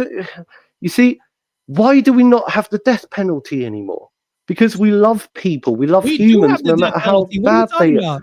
Well, we don't here in the UK. Perhaps you do there in America, but we Right. don't And where's your have it crime here. rate right now with the stabbings and immigration problems with Islam? How's that Right, going but for that's you? well, it's not particularly great. My God. That's a All whole right, separate I subject. can see, but I hand my mic over and say somebody else. Yes. Oh, really? Thoroughly cooked, bro. So hang on. Do you agree with the death penalty then? Yeah, I agree with the death penalty. Because the reason, as a Christian, the reason why I agree with the death penalty is because had our Lord and Savior not given his life over because the Roman Empire wanted to take his life, he died for our souls. I would have never had a path to redemption without this. Now, can you refute that? No, not really. Right. So I agree with the death penalty. Okay. Well, I don't agree with the death penalty, and I think that's the major difference. I think really what it comes down to is that there's still that underlying empathy. I understand what you're saying. I don't think paedophiles are nice people. In fact, if I was to use the word hate and say, look, okay, there are some people. I will admit there are some people I do find it very difficult in the world to find any care and empathy for. Okay? I just find it very difficult to find myself hating and finding reasons to hate people on hypothetical scenarios that haven't even happened yet.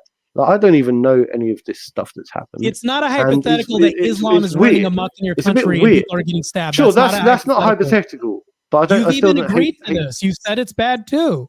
That's what I'm talking about. Because there's been such an abundance of unconditional love on your end that we've allowed things. Now there's an overcorrection of violence that's happened by your own accord, by your own admission. We can see this.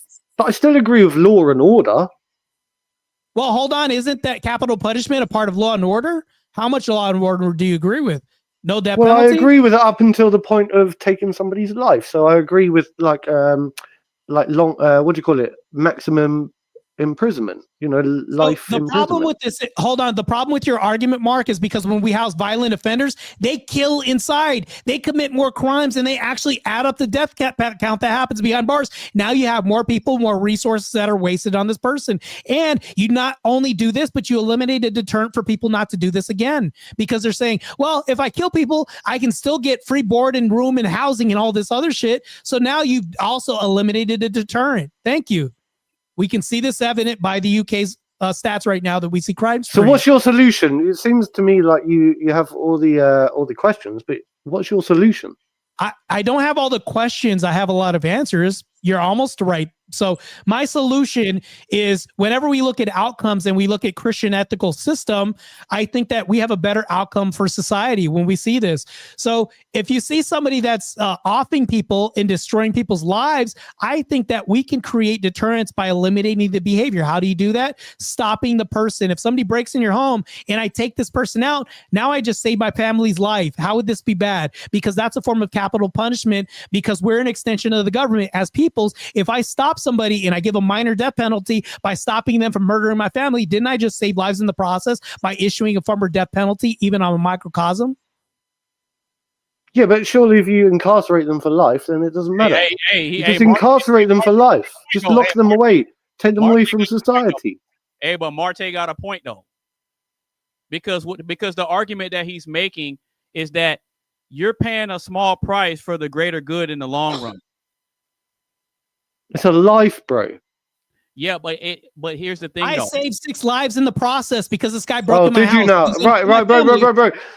So I looked at this whole thing on psychopathy. So what makes a psychopath, right? So imagine you've got right. So DSM file. It's not even in the let file. me give you a Let me give you a hypothetical now. Yeah, if you're in a boat that is sinking and you need to throw one person out of the boat to save everybody else because of the weight or whatever like that, would you be the first person in that boat to throw somebody overboard to save the other 6 lives? Yeah, do you know what a martyr is? That's cool. That's Mark. Yeah.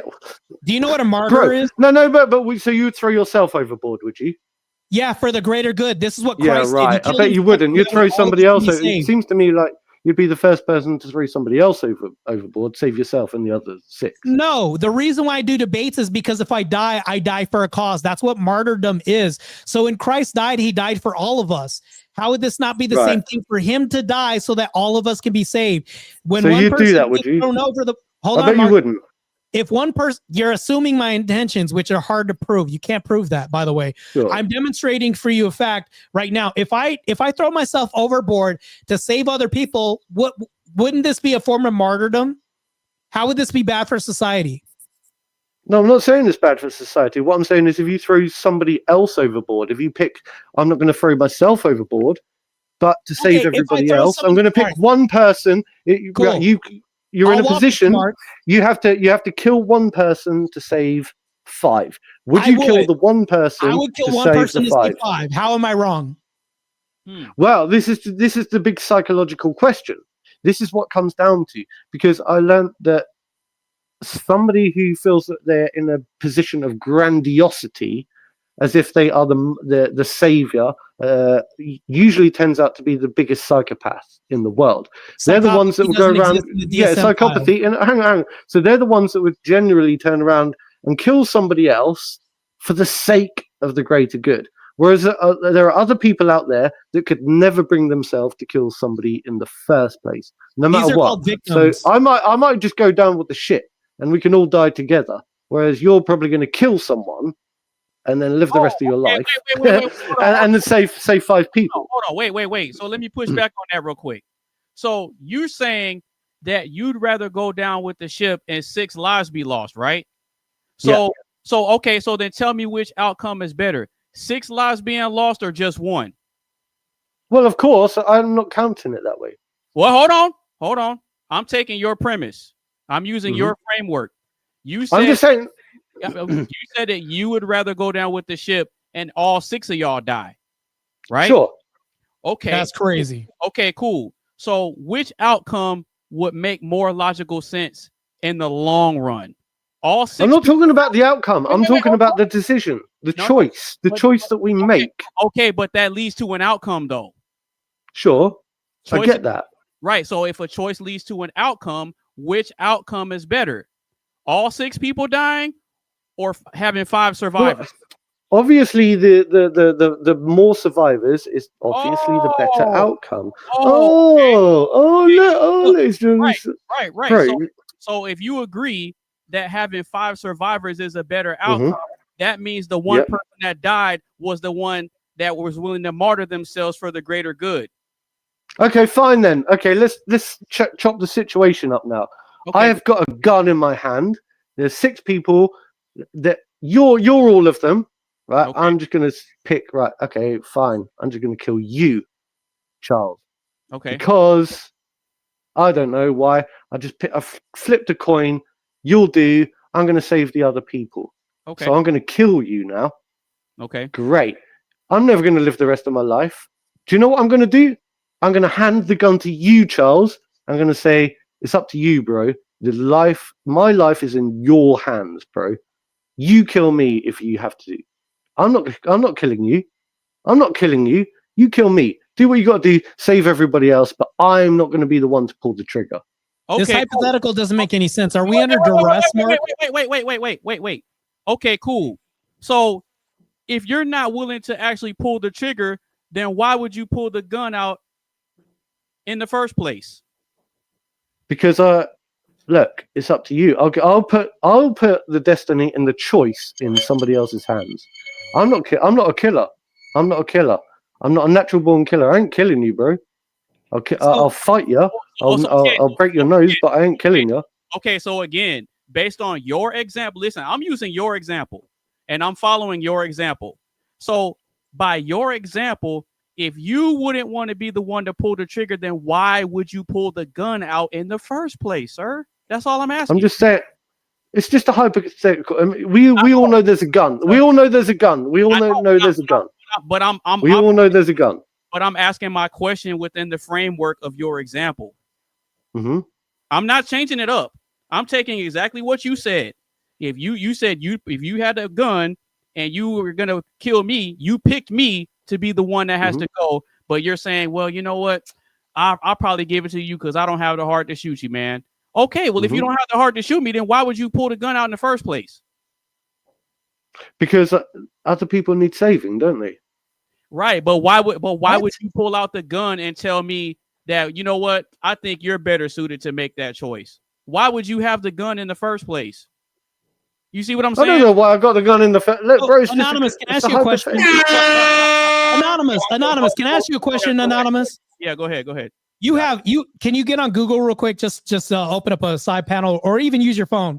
So Mark made a claim right now. He brought up psychopathy. Is psychopathy listed in the DSM-5 for psychology anywhere? You said psychopathy is okay. Let me psychopathy. SOCIOPATHY. Psychopathy. No, I know how to spell it. I know how to spell it. Is psychopathy listed in the DSM-5 for psychology anywhere? Oh, Jesus Christ. I don't even know if this is going anywhere. Is this conversation going anywhere or what? Or are you just all arguing with me? Wait, hold on. Hold on. Okay.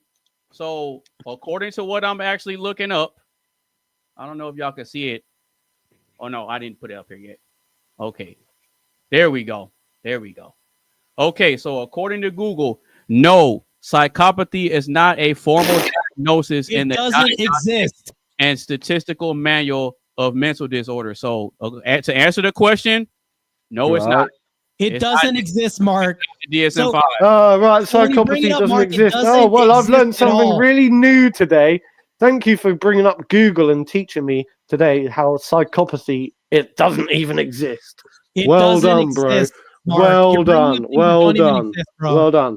What, Google told you psychopathy doesn't exist? You must be a freaking psychopath to believe that. No, not even Google. Psychologists will tell you it doesn't even exist. It's a made-up term. What a psychologist will tell me that psychopathy doesn't exist. Now, do you know who tells us that psychopathy doesn't exist? Freaking psychopaths. They're the ones that tell us psychopathy doesn't exist. A psychopath, it's just like saying a narcissist will tell you narcissism doesn't exist, you fucking idiot. No, they wake up. Hold on. Sorry, I didn't mean to be rude. Anonymous. Sir? Matter of fact, any psychologist will tell you the best way to find out if a narcissist exists is if they tell you that they're a narcissist. Matter of fact, you can Google this up. That's the number one way to find out if a narcissist is a narcissist. If you ask them, they will literally tell you that they're a narcissist. I see you've done your years of training and experience on mental health and psychology. You're making a lot of false assertions, Mark, and you're getting dunked on easily, which doesn't make me not really. I'm not getting dumped on. I'm not getting dumped on at all. I think you're giving me lots of what you call gotcha moments, what you think are gotcha moments that actually aren't gotcha moments at all. Believe it or not. Hold on. No. I'm not getting dumped on. You're getting dumped on. Hold on. You're just unable to hold it down. Hold on. That's not what's happening. All that's happening right now is that you made a claim. Marte challenged it. I pulled up Google and I typed in exactly what he said. And hey, I have no dog in that fight. All I did was Google and I presented it to the panel and we all read it together. And Marte was right. That Marte was right. That's all it was. So psychopathy doesn't exist, no? Well, according to what we just saw. Right. Okay. So Hey, well done. Well done. Well done. Thank you. 20. You're now convincing the next generation of people, and I thought they were supposed to be my age, that psychopathy doesn't even exist. What a crazy world we're living in. The next thing you're going to tell me is that. Next thing you're going to guess what? Guess what? In 5 years' time, you're going to tell me that a man can get pregnant. Guess why? Because Google told you so. No, so whatever, bro. I don't even believe that bullshit. The National Society of Psychologists will tell you this, that it doesn't exist. It doesn't even exist by Yeah, all right, whatever. I don't believe it. I don't believe it. I don't believe Google. No, I don't believe Google. National Association of Psychologists. They'll tell you themselves. I studied it for 20 years of my life, for 12 years of my freaking life, bro. So I know it exists. So I don't know what you're talking about. It doesn't exist. Can you show me where it exists by any psychologist, metric, or expert in the field? I'll wait. I'll literally wait. But he said, I'll wait like we can be doing it at school. The better this do you know something? The reason why psychopathy doesn't exist is because the psychopaths has made sure that it doesn't exist. Okay, so well done. It's because the National Association of Psychological. No, yeah, because they're a bunch of freaking psychopaths.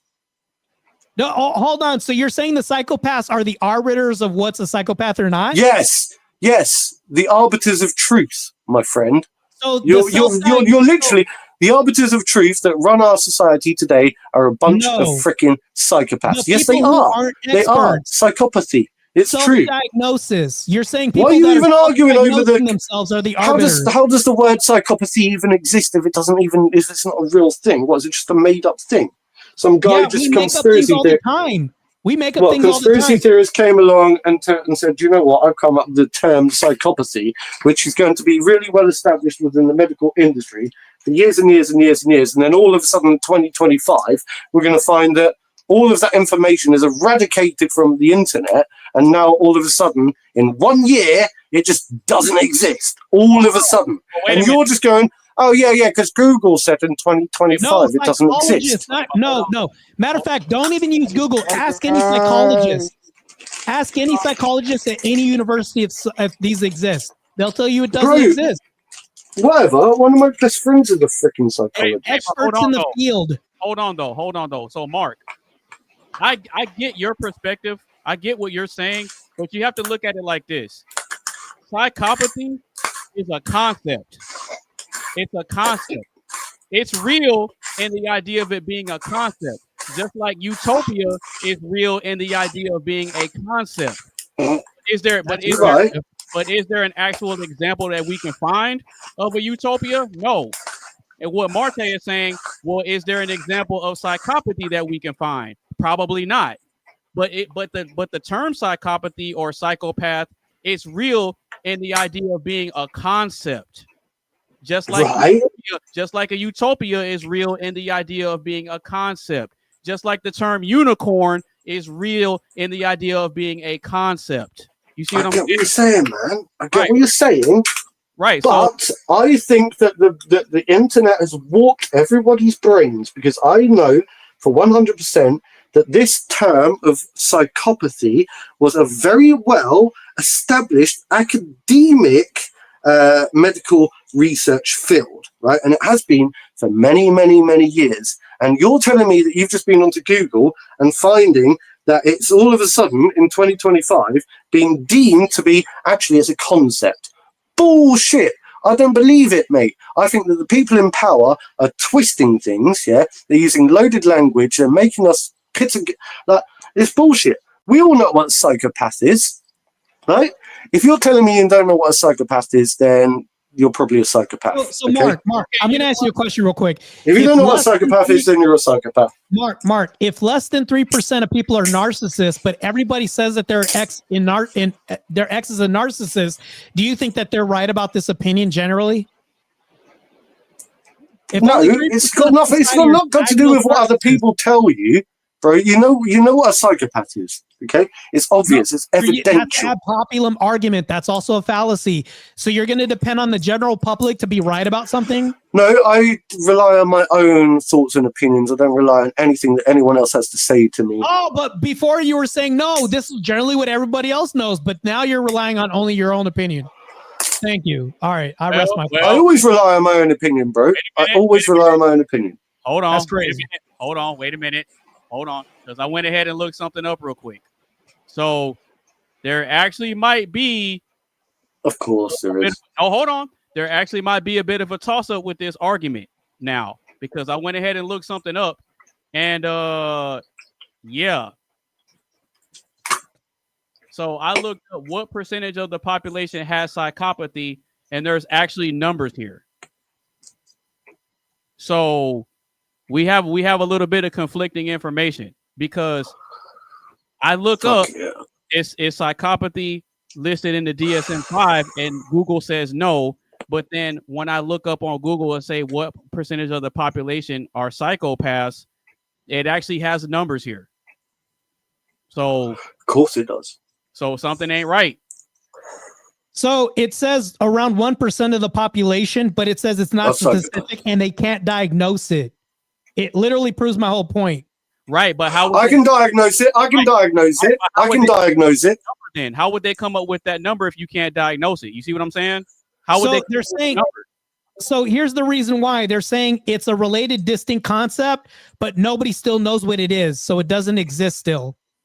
So again, so then how would they come up with that number then? How do you come up with a number for something that doesn't exist? You see what I'm saying? And how would they have taught me it for 12 years throughout my entire doesn't care? make any sense. I agree with you. You make no sense. No, this is from Google's metric. I agree with what Google. he's saying. Anonymous. The reason why I agree with Anonymous is because they're saying they don't know what it is. It doesn't exist, but they have a percent. So it is conflicting and it doesn't make sense. So if it's less than 1% and they say it doesn't exist, I'm just going to say it doesn't exist because they still don't know what it is. Well, okay. So then based on me finding information. You must be in that 1% then. Wait. Hold on. So based on me actually finding information that supports both of you guys' arguments, both of you guys are right here. Both of you guys are right, because it's not in the DSM-5. However, they're still able to calculate a number of people that may or may not have it. Who is they calculating it? Let me see. Google.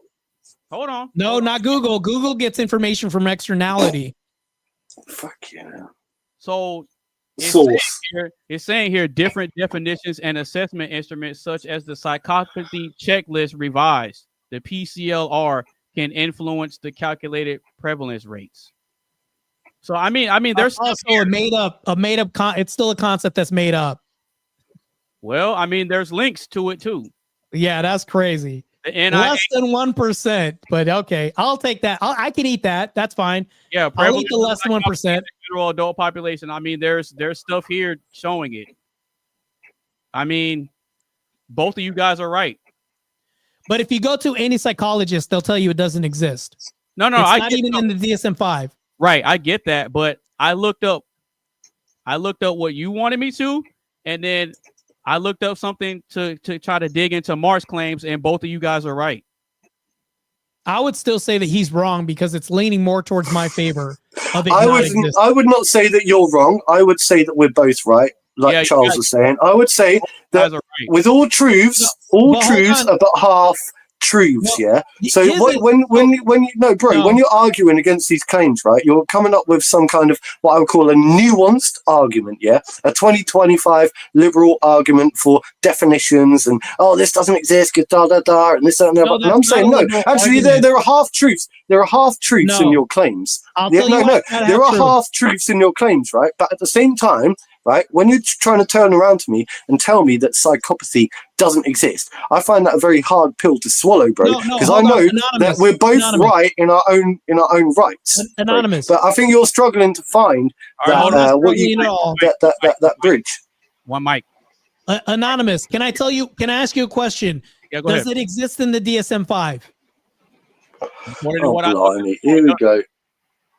Right, I haven't got time for this either. I've got to get off soon as well. I've got to get off soon. I've got things to do. I've been on here. 15 crumpets, I understand. But does it Almost exist 3 in hours. DSM-5? Just that simple question. According to the DSM-5, no, it does not. So if it doesn't exist in the DSM-5, am I correct when I say this? Is that an absolute claim when I say just that? From that standpoint, yes. Okay, so I am correct. That's a full truth, not a half truth when I just say that. Right. However, right. I'm not saying I'm going to go. I'm going to go, bro. Exist in the DSM-5. I'm going to go. Yeah, I'm going to go. This is what I'm going to say, right? First of all, I love you, bro, unconditionally. I've really enjoyed this chat that we've had tonight. Yeah, I love you, bro. No, I do. I love you. I've really enjoyed this chat. Rob your house, bro. And do you know something? I'm also going to say that you are 100% correct in everything that you've said tonight. Yeah, 100% correct in everything you said tonight. And I love you, bro. I think you're brilliant. Right? I'm off though on this note. Yeah, I was wrong in everything I've said. Not really. I was half correct, yeah, and I love the way that you challenged me too. But also, I just want to say that you were 100% correct in everything you said tonight, bro. 100%, because you're well on point. You hear me? And you're definitely in that top 1%. You're definitely in that top 1%. On that note, bro, and everyone else who's watching, anyone else who's watching, I want to say thank you to Charles. I want to say thank you, everyone, all the panelists here. But I've got a life to live, and I'm getting tired. My head's getting heavy. All right. Yeah, cool. take it easy, man. All right, you take it easy, bro. I'll make Yeah, sure. I take nothing personal. You're good, man. It's all fun. I know, man. We had fun. It's all good. All right. Okay. All right, you take it easy, brother. Take it easy, man. So Anonymous, my whole claim was saying that it doesn't exist in the DM5. Therefore, if it doesn't exist in the DSM-5 and you have psychologists, how can they diagnose you if it's not even in their system? That was my claim. I wasn't absolutely saying that we don't have people that we don't call psychopaths or sociopaths. That wasn't my claim. But what I was saying is it doesn't exist by any professional standard that we have. No, according to your claim, I mean, it was right there. That was my only claim I made. What he was saying is that, no, we have society saying that it does exist. Yes, I can agree with you, but by the standard I'm making, I'm 100% correct. It's not a half truth. So when you say that both of us are right, no, I'm actually right about this. And he's wrong because it doesn't exist on the DSM-5, and it doesn't exist because there's no standard that even psychologists held it to, because there's not a diagram that exists in. So no, that part is true, but if that's all the way across the board, then how would they come up with a number? Yeah, that's crazy. But here's the thing I'll tell you. It's the same way that I would tell you that, hey, my ex was narcissist. Trust me, bro. Yeah. Because when I asked you, I said, well, what metric are they using for this? Well, they have graphs everywhere. Well, it's like, yeah, but that doesn't make any sense either. Yeah. No, I mean, yeah, you're absolutely right with that. As a matter of fact, you know what? I'm gonna see if there's okay, so I don't think they'll a lot. Yeah, I'm seeing like these graphs and stuff, but they don't look like they would be accurate representations. Yeah, you see what I'm saying? It gets diluted. It's called ad populum. When we say most of the population, we're just going to make an assumption. That's all it falls into, and that's where it gets destroyed on his end. Because when we look at the DSM-5, which is the official metric that any psychologist would go by, because if they're going to diagnose narcissism, which is in the DSM-5, but psychopathy isn't in the legal definition of what psychologists would deem legalization or legalese, it doesn't exist. That's crazy to me. I mean, so if you were to say, well, no, it exists in some graphs everywhere, but it's dispersed, and trust me, bro, the populace believes so. I'm less likely to like trust that than anything else. That's what I'm saying. I get what you're saying, because what you're saying is that the DSM-5 has things that are listed that have a concrete foundation to be able to define it. That's literally their foundation that they have to go by. Okay, that makes sense then. Well, that makes sense then. So then by your logic, if we were to try to define what psychopathy is, there wouldn't really be a concrete basis that we could build it on to where it would make it to the DSM-5. Okay, I see what you're saying. It's the equivalent of Tizzo saying, yo, I left my ex because she's a narcissist, but trust me, bro. Yeah. That's like the equivalent of just saying that on the other end of the argument. Yeah, I got you. I got you. Well, what a show, what a show, what a show. Shout out to the 40 people that are still watching. Yeah, hit that like button. I know. Y'all make sure y'all hit the like button if you're still with us. And that's the same thing, though. I'll say this real quick. Like, let's say if Tizzle said, my ex was a narcissist and I left her. And I said, was she ever diagnosed? No, she wasn't diagnosed, but I think she's a narcissist. Well, are you a professional psychologist? No, but she was you see what I'm saying?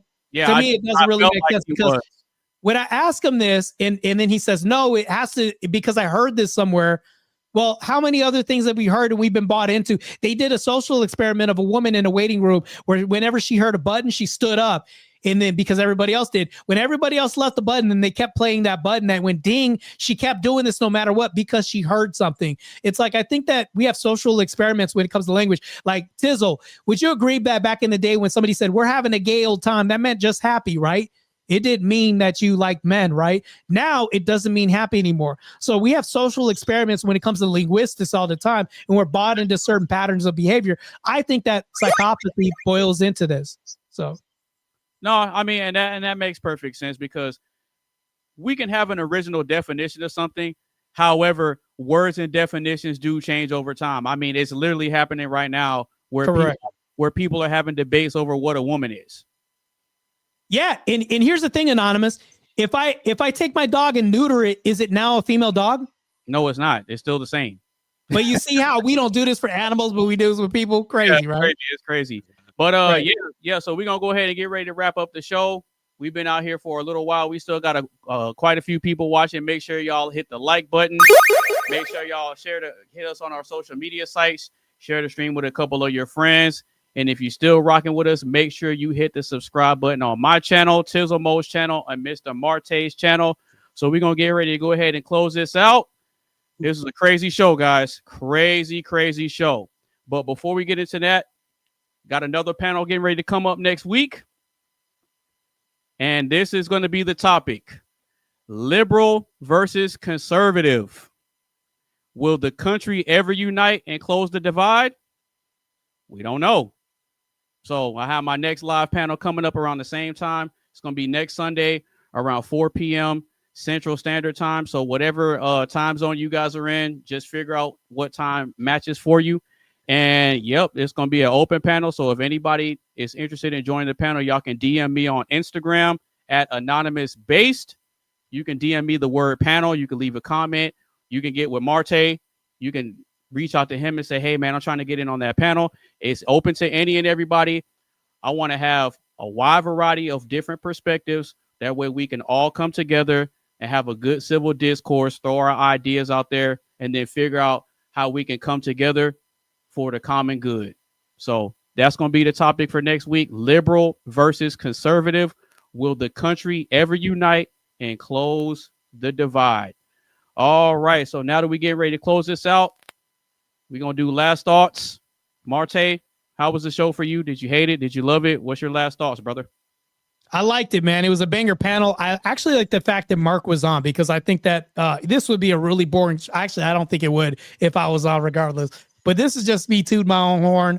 I think that this would have been a good show regardless because I think you're great at selecting people from having me on, by the way. It's like, so I'm picking myself up, by the way. So back to this, I think it was a banger panel. I think that the subject was good because it's very relevant today. If you have a woman that's getting approval of the massive amount of modern women saying, you go, girl, you should be happy no matter what. Well, hold on. Didn't she just have an extramarital affair? It just break her whole family up and have a baby out of wedlock, but you're supporting this, but you supported her when she got married. To me, we're holding two different standards in society. And now this tells you how many sheep we have out there. And to me, this doesn't make any sense because if we have people such sheepish and they follow the crowd no matter what, like this woman wields a lot of power. This is what happens when you have women-led relationships. It ends up being an inversion of this patriarchal structure that we have and ends up bastardizing children at the, like, where did the term bastard child come from? Kids out of wedlock, right? So it ends up inverting the household and it ends up being a destructive form of propaganda that we don't need. Now, going back to the man that cheated, the player was outed by his own teammates. So to me, I think this is a bad metric. Now, what Mark was doing was, let me give her a pass because she's a celebrity. No, take away the celebrity. Is this a good prescription for society? I would say no. It's a walking L. She downgraded big time because now she's with the cheater who may then cheat on her. I'll concede my time. And also, tune into On the Edge, subscribe to my channel, and also hit the damn like button on this channel because this man held a very banger panel for you right now, and it's very entertaining. Hit the damn like button, subscribe to this man's content, and show your support. All right, Tizzle, you're up next, man. Last thoughts. Hate it, love it. How was the show for you?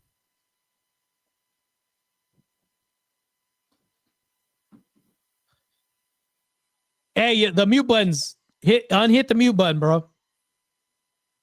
Yeah, we can't hear you, brother.